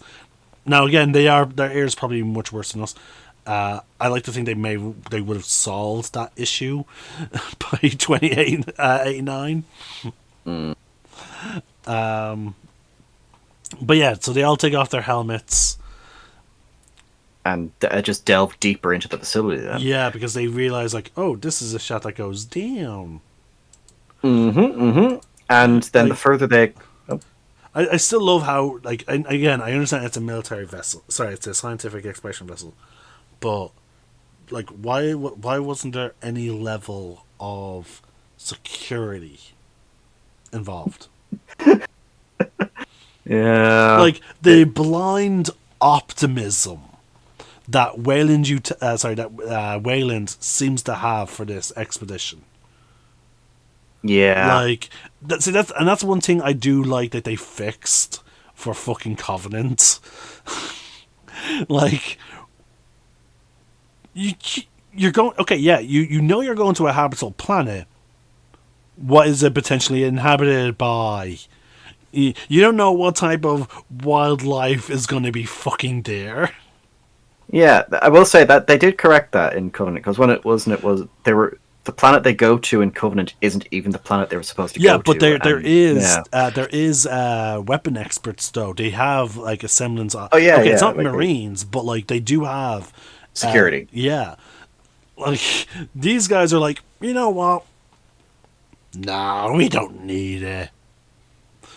Like, wherever planet, like, if there is any life, they're just gonna accept us. And we're going to land close enough to them anyway, so that wildlife, not going to worry about it. Like, I'm just going to say this: they sort of fucking deserve to partially get killed in this movie for that level of blind optimism. Oh no! When we get to Fifield and Milbourne, they both deserve to die for the fucking stupidity of it. Oh yeah. Oh god, I have shit to say about that. So yeah. As they're continuing exploring, David is experimenting with these strange grooves in the wall, which we'll eventually learn is actually some kind of console. Again, technology different than ours. And in fiddling about with it, he activates this hologram kind of security system, showcases engineers, where we don't actually see them as we saw him at the start of the film. As far as the crew is concerned, the engineers look like the space jockey, the big suit with I will the say, horn on it. I do. I again, I'm running the risk of sound like a hypocrite. Mm-hmm. I do want to point out that I do want to question though. Why is it the fuck that their holograms look so much worse than the holograms of Wayland? Well, actually, yeah, it depends on the one, because in that one in the facility, it's clearly old, and then no, actually, yeah, even on the ship, it looks horrible.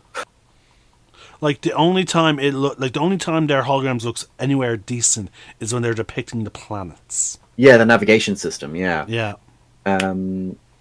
Yeah, that is a very good question. It is just a bunch of polka dots. Maybe it's because of the difference in technology. Maybe their holographic projection is being done differently than because like ours would be light based, obviously, but maybe theirs is not light based. Like because maybe it has because like there seems to be like some kind of like particle type thing. Yeah, I was thinking it does look almost like it is part of the air kind of thing. So I don't know because again, as you said, it does sort of the problem with this movie is it does partially raise more questions, and especially like and again, I have some theories based because of Covenant, but anyway, I'll get into that when we get into Covenant. Yeah. As much as I want to bring it up. I'm like, no, hold it back, Jason. You can unveil your theories later. But yeah, so at this point, the geologists and the biologists are freaking the fuck out because they're following these holograms.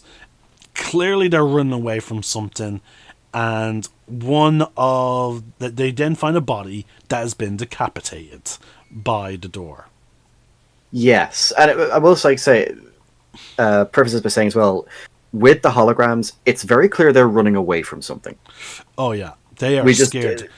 We just don't know what it is. Yeah, because the reason why one of them gets decapitated is because he stumbles and falls, gets back up, and he's trying to catch up, and the others that he was running after are clearly panicked enough that they're closing the door without him.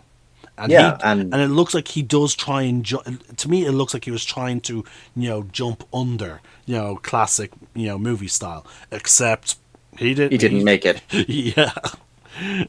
He didn't have main protagonist. He didn't have plot armor, sadly. Yeah, and so that it leads them to the door. They find the body. They find that it's dead. To which Vickers and the rest of the crew who are watching on the suit's cameras are like, "Holy shit, Sean Holloway were right." Oh yeah, I love that moment. God. Don't get me wrong, I love that moment. But I do love how much the geologist is freaking the fuck out. Now the biologist is freaking out to a sense, but again, he's a biologist in like a spacefaring civilization, clearly. So this was always a potential risk of the job. So there's some level of okay, this is within my field, but I'm still freaking the fuck out. Whereas the geologist, on the other hand, he has his job department is again to do with rocks and dirt. Yeah. So he's just like, you know what, you've met your maker. Congratulations. I'm going back to the ship now. I'm scared the fuck out. This is way above me. And regarding Milburn's reaction to being scared. Oh, we'll get to that when we get to how him and Fifield die. Sorry, this is. It's just desserts. It's hilarious. It's infuriating, but it is. Again, cool scene. Wish it was in a better movie. Oh yeah, yeah. So anyway, David opens the door anyway after the two of them fuck off, and we enter this big chamber with the big head of the engineer. Again, anyone who's played any modern Alien franchise game is aware of the architecture of these ancient facilities. Yeah, and I do like it. I do like that they keep it consistent within the universe now. I do also like how David. There's a hint of disappointment. when he walks in, he's like remarkably human. Like, Yeah. I get a sense of disappointment with him. Yeah, it's almost kind of bemusement. Like, remarkably human. And then even then, like, when he's opening the door, like, he's clearly, like, it clearly bothered the others that he opened the door with before they had a chance. He's like, oh, sorry. Like, it amused him to just kind of fuck with them a little bit. Yeah. Again, like, this is what I mean. Like, he clearly is a true AI. Because, like, there's no hint of pre-programmed behavior modification that we see with other androids. This is clearly everything he's doing is of his own free will. He's almost Bishop. Yeah, like he when he obeys someone, it's only because of his current belief that, like, I should obey. Yeah, like it is different from other androids. Like with Ash, he was basically only working based on his programming. With Bishop, a little bit more sophisticated. He clearly did have a will of his own, and he did have a concept of right and wrong and what was morally like the right choice to make. Call in Resurrection is clearly meant to be the last of like a sophisticated line of androids, who absolutely understood right from wrong and was actually more human than the others. The other androids. Like, I would actually say, like, Call is closer to what David was. Yeah, I would say. But David is basically what you get when an android is a sociopath.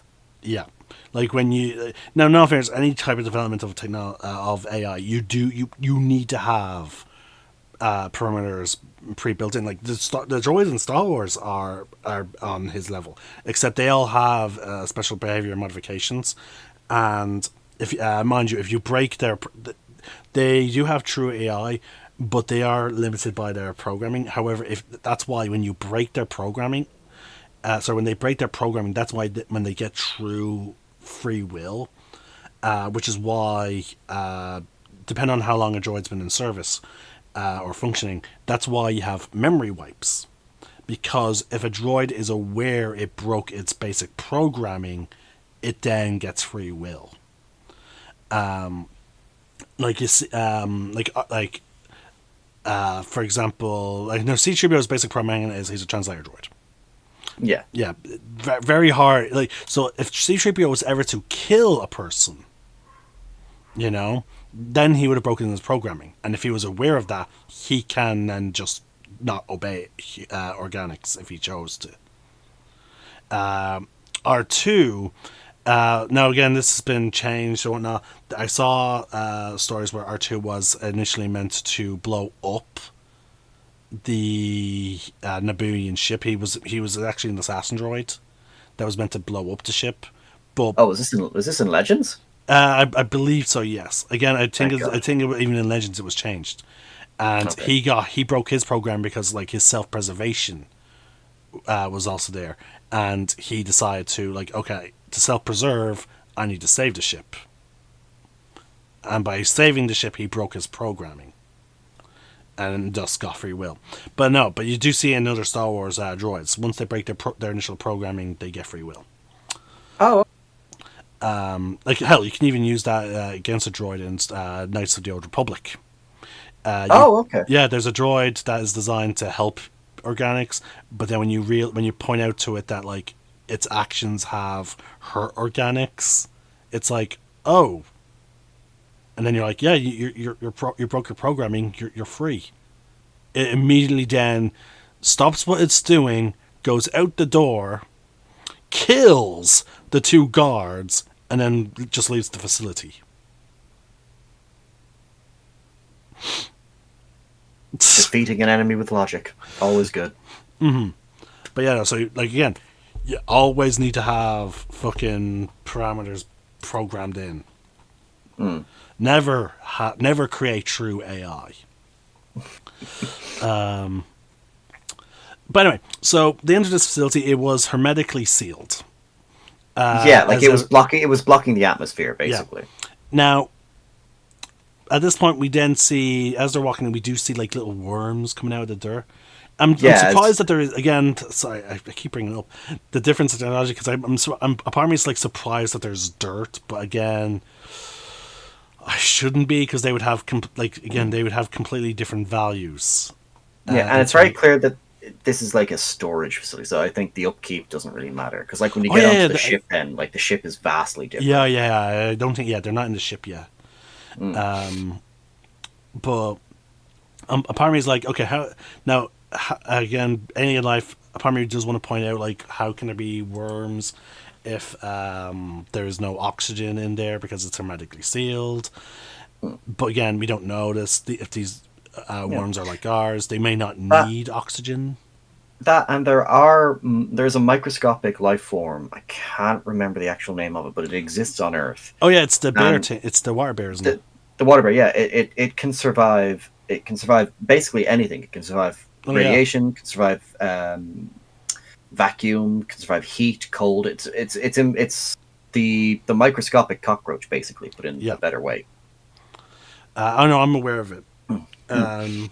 So yeah, no. So okay, yeah. So it can happen. Now this is when we get our first hints of what these engineers valued. There is a big mural behind the head, I should say. Now, so maybe because of the placement of the head, they clearly value themselves. Oh my god! Oh my god! What? I'm looking at the mural right now, frozen. Mm-hmm. There's a hint of a head that has potentially horns that is reminiscent of the Lady in Dark. Oh, hold on. I'll send you this, folks. Sorry. The Lady in the Dark was introduced in a line of comics Yeah, but featuring the. Sorry? no, yeah, No! yeah. It's not it. No, no. It's the Oh. problem is Disney Plus's anti piracy. Oh yeah, they don't allow screenshots. Oh no, sorry, but my snipping tool was set to. No, it's still not working. Even it was accidentally set to thing. Fuck. Okay, hold Okay. on. Where's my phone? While Celtic's doing that, I'll just briefly go over. So, Lady in the Dark came up in our discussion about Alien. Long story short, basically Eldritch ruler of the Xenomorphs. Which we Like know nothing of. It's yeah, she was only discovered by a marine that survived having a facehugger. a chest Yeah, burster removed a from chest him. burster. Sorry, yeah. Yeah, removed from him, and apparently he was connected to whatever kind of hive mind that clearly exists between the xenomorphs. Yeah, there's if you go to I believe if you go onto my upload of the video, because I have it timestamped, you'll get a picture of what the Lady in the Dark looks like. And I know I timestamped it there. But yeah, it's an interesting concept. It still veils the xenomorph in mystery, which I'm okay with. Because again, my big thing with the Alien universe is the best part of the Alien is the mystery. Like as long as we don't know everything about it, I'm happy because we Okay, don't need to know its so origin. you don't see like any like I can't really see any hints of eyes, but I see a hint of a nose and lips. And then the head, like the sort of like horny structure coming off, is very reminiscent of the horns she had. I'm sending you the image now. Mm-hmm. All right, let's have a look at this. No, that's the statue of the alien that I was telling that No, appears no, in no. the film. But Yeah. no, I know. You can clearly see the xenomorph in the center. Mm. The xenomorph head is clearly, but no, I'm talking about above it.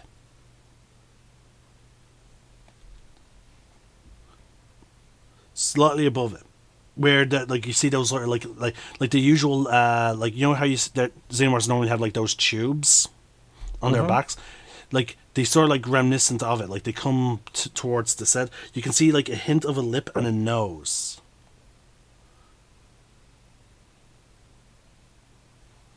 Kinda, yeah. Like the only thing that's really see now there's that oval that's in the center of what would be where the eyes are. Hmm. Like, so again, I can this because like that's too much detail for the rest of the backgrounds. If you look at the rest of the mural, like the background stuff, like yeah, you see those lines, but like they're not really that detailed. But then as you get to the center of the image, like of the mural, that's when you have the xenomorph, like the T pose, Yeah, yeah. Well, the looking wall carving down. of it. Yeah, yeah, Yeah, and then above that, you have this like again like this weird facial thing. yeah. And I'm like, oh, I only saw that now. Oh, okay, actually, there's a picture where he actually even shines a light on it, on the actual thing itself. So, like, oh my god. And again, like, the prevailing theory is that the engineers worship the Lady in the Dark, and by then extension, the xenomorphs. Yeah, that was a theory I had seen where like it wasn't really the dark, but it was the deacon. Like they saw this species as something to be worshipped or revered, and like for whatever reason that species disappeared. So the goo and stuff like that was their experiment to try and recreate it, and of course it created monsters instead. I also saw another set of comics that basically has it so that the xenomorphs are basically like the gatekeepers of intergalactic civilizations, and that they're basically they're like bacteria, or sorry, antivirus bacteria, because it depends on how does an it depends on how a civilization interacts with the xenomorph. Yeah, Like humanity trying to exploit it clearly shows like they would try and exploit other things, so therefore we clearly failed the test, which is why we are always struggling with the xenomorph. Engineers are it is apparent, according to the comics, that the engineers also failed the test. yeah.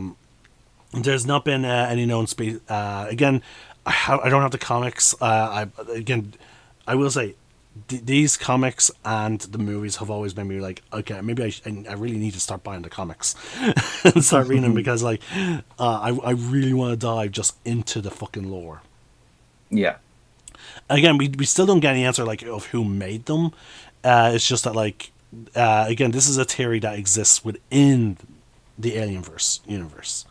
Yeah. That the xenomorphs are basically like the universe's anti-bacteria against alien civilizations that would basically seek to put themselves on top. Like if you would try and exploit or see yourselves as superior to other species, type of thing. Like you cannot coexist. The if your species potentially will not coexist with other species, the xenomorphs would basically root you out.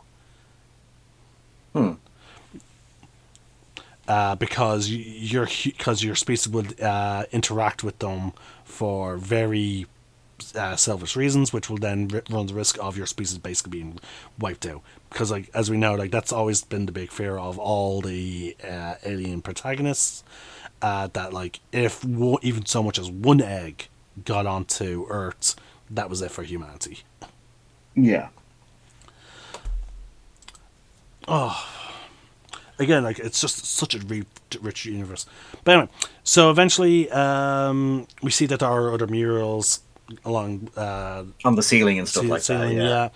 yeah. Shay is trying to examine them, And but well, at the same time, also because they discovered the head as well. yeah. Yeah, and they decide, okay, we have to. We'll probably bring that with us afterwards. But as the Well, she panics about the head because the murals are apparently decaying. Yeah. Due to the atmosphere. Because they change the atmosphere. Yeah, and before all this as well, David is basically looking at the jars in the room and noticing that some of them are starting to leak the black goo, which becomes the big plot point for both this and the second film.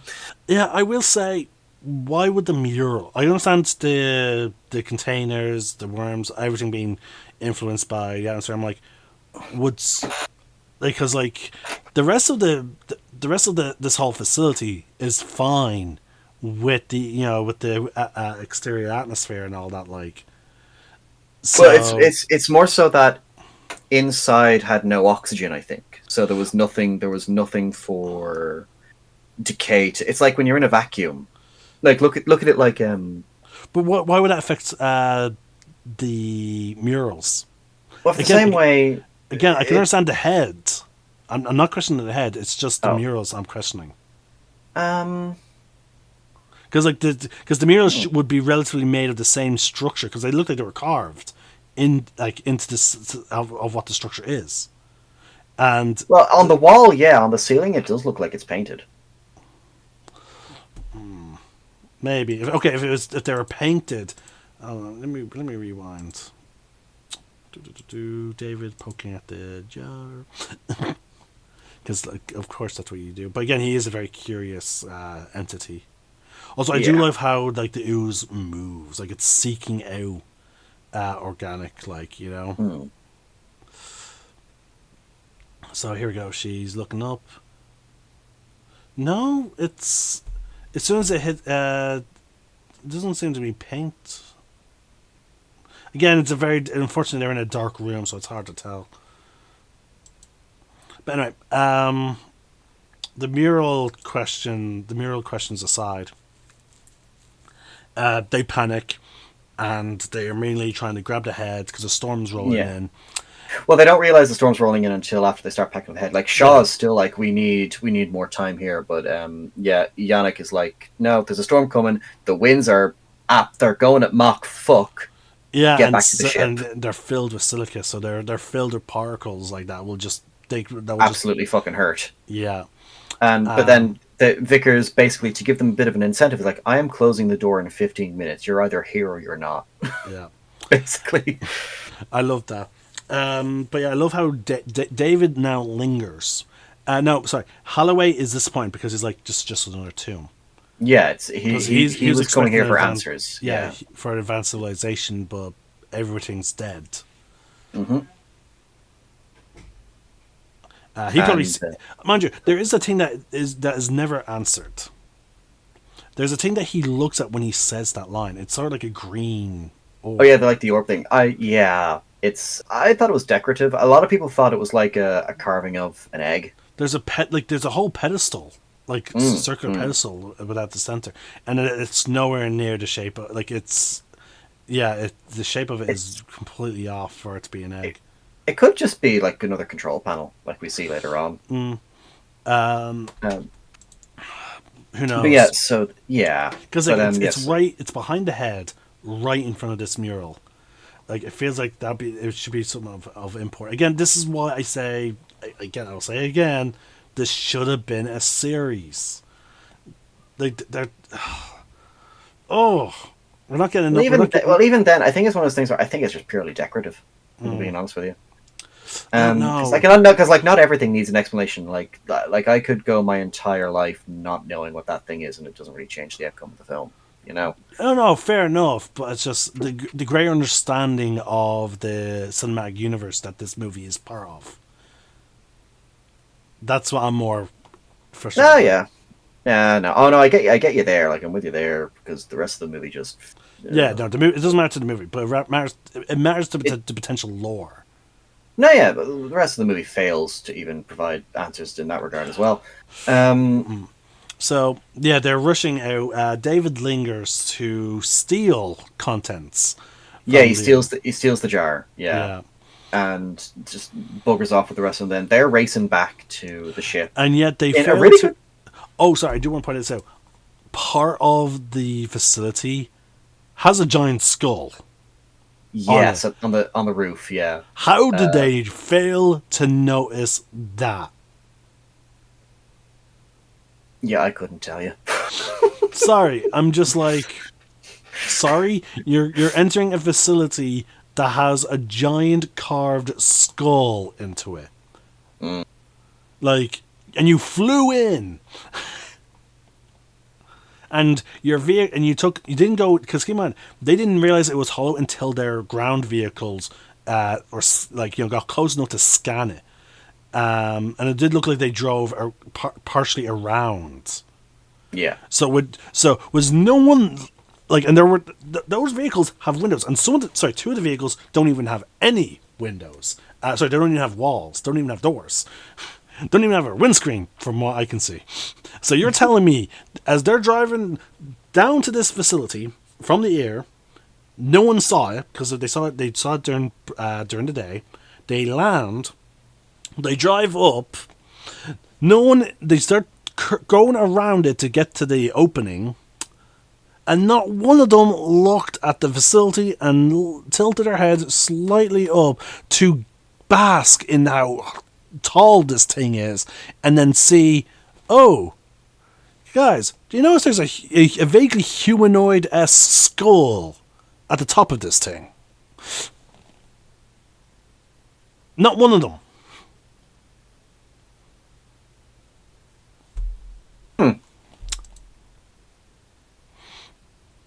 So actually, hold on. Okay, the camera pans. Okay, it was in plain fucking view. Sorry, I had to look at how the camera pans from them driving away. So they should have seen that shit, even just driving straight. Okay, you know. Oh, and here's the thing. Shaw is looking back. She's at the. Well, she is. I would argue she's focusing more so on the big storm because as they start leaving the facility, that the storm covers the building immediately. Okay, fair enough. She's fair more enough. focused on the fair on enough. storm. So she would not have seen it as they're leaving, but someone should have fucking seen it as they're driving up.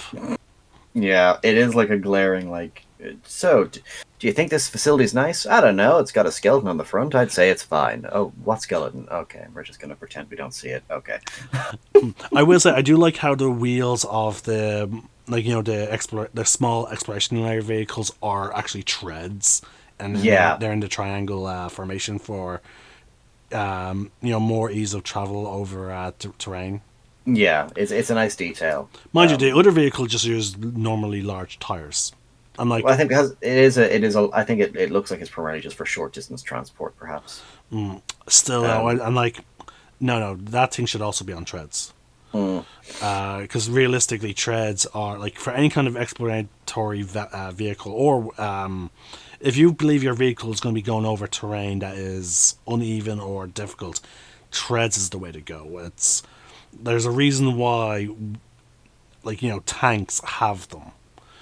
Because they're not the most maneuverable vehicle, and if any kind of terrain gets in their way, then they'll be fucked if they're on wheels. So there's a reason. But anyway, they dropped the head because again, it wouldn't be a movie without some level of drama or suspense. They hit. I think the thing Shaw's on hits a bump or something, and so she loses track of the head. She races back to grab it, gets blown the fuck away. Yeah, she and the head are blown away by the storm. Yeah. Holloway immediately rushes it to go back and get her. Realizes, okay, this vehicle's no use. Yeah, no, because it immediately just gets blown the fuck away with him on it. And I will say, I love David's whole nonchalantness about how he saves them. Yeah, he's just kind of just standing upright as he's the wind is blowing him through the air as he's shielding them from the debris and stuff like that. And he's just holding the thing that that's wheeling them in. He's like, he's like, yep, I'm completely trusting the technology. We then see the no-named crew is decontaminating the area by burning the floor. Yeah, which I will say, nice detail. Yeah, it is. Again, it's literally their only purpose is just to be the extra detail. They're part of the set. Yeah. That's when they realize, wait, we're missed. The other two didn't come back. Yeah. The captain's like, so where are Fifield and Milburn? He's like, oh, we thought they were with you. And then we cut kind of back to them where Fifield, the geologist who mapped out the fucking building, says. Milburn's like, we've seen this place before, and Fifield's like, oh, they all look the same to me. You're a fucking geologist. This is your expertise. Yeah. You mapped out the building. What the fuck? What happened to your precious pups? This is where the stupidity. Okay, there was already some issues in regards to the characters already, but this is where, from a writing standpoint, they have to make the characters stupid for artificial drama. Yeah, this is clearly done just for the sake of the drama. You should have had them be just soldiers. Yeah, if you had made it that where it's like the navigation of the environment isn't into like soldiers do have some method of training, but for an environment like that, yeah, it's It's completely alien. They won't really know how to navigate it. But a geologist whose yeah, job it no. is, fuck off. And the other problem is when you introduce the technology of like the pups Mm, who send a readout back to the main ship. yeah, If someone on the ship saw like because again like their camera feeds yeah, they're like, oh, they're separating. Okay, okay, we'll walk you back. How to get like to get back? exactly. Because Like because that's how David and the others must have gotten back. yeah, because you think about it, the storm doesn't block communication with the ship. Yeah. They had full contact with the captain and with the rest of the ship. It's like, So okay, so you during guys have the map. so Lead us out. during that entire scene of like Holloway, Shaw, David, and the head medic. During the scene of them exploring that big room, sorry, the door opening and them exploring the big room, at some point the other two get lost, and the captain and no one on the ship is like, "Hey, you guys, you got to turn around. You need to go back and take the other turn." No one Yeah, did that, it's and so fucking stupid. and also no, so that is possibly putting on the fault on them. But in all fairness, with the type of technology of the pups and with the geologist, he should his helmet. I cannot be, and also sorry, we do know that their suits do have some kind of scanners. Yeah, and they And do have console. little screens on their wrists as well. Yeah, so the geologist, especially in his suit, should have some kind of uplink to the pups so that he himself can be like, oh, my pup just this pup just scanned this area. This is actually made of X such and such and such. He should have a readout for the scans that's going on. But no, he doesn't. And so Yeah, as such, to get lost. Now, mind you, they weren't wearing their helmet. You could argue they weren't wearing their helmets, but no, they can clearly fucking communicate without their helmets. yeah. And I'm pretty sure they at this point they are still wearing their helmets because in one of the next later scenes, Fifield is fucking weeding it up Oh no, through his suit's filter. they put their helmets on after the captain tells them like, hey, look, we can't get you. The storm's not letting us. Oh, no, So yes, suit that's right, up. that's right. So suit Yeah. up and keep warm because obviously it's going to get cold because it's about to go to nighttime. So they're like, okay, clearly the suits are specially designed out that they will keep them warm. And with that stupidity, we have 9 minutes left before we're at our 2.5 hour time limit for these videos, Right. folks. So we are going to end this video here, which actually is a really good stopping point because 'cause shit hasn't completely hit the fan yet. Yeah, no, and I think because the next part of the thing is when they're experimenting with the head. Exactly. So that'll be a great place to start next time. Uh, Little bit of Frankensteining. Now, keep in mind, folks, we do have other projects now, Yep. besides from LudoChat and SideChat. So it may be a week or two or even three before we get back with the next SideChat. Yeah. We'll probably for next weekend. We have D&D next weekend, so we'll discuss it off screen. But we'll have one of our other we'll have one of our side quests up, maybe either Ludo Chat Yeah. or Side Adventures. Yeah, like I'm gonna be working on. I know you already posted it, but I'll be working on my side of the Sea of Thieves video. Oh yeah, I forgot we did one recently and you haven't uploaded yet. I always look forward to watching Yeah. your versions of it because again, like with me, I give you guys raw. He'll give you some fun edits. Yeah, I had to finish my Tomb Raider upload first, so now I'll be moving on to Sea of Thieves next. Oh god! And folks, there is a bit of this. Hopefully, one of these days we will upgrade to the brig, and we'll hopefully maybe have a crew member to join us. Yeah, fingers crossed. Yeah, for that.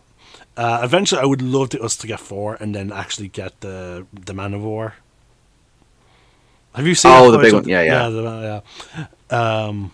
Because obviously, like I have not been on the new Man of War because it's I don't have many people to play Sea of Thieves with, and I'm never going to try and take that vessel with just one person. Yeah. The galleon. Okay, no, not even the galleon with one person. No, never. But no, especially not that man of war, even with the skeletons helping now. Anyway, folks. So yeah, this is it so far for our Alien. We only got about 45 minutes into this into the movie, folks. So we have a lot to say about it.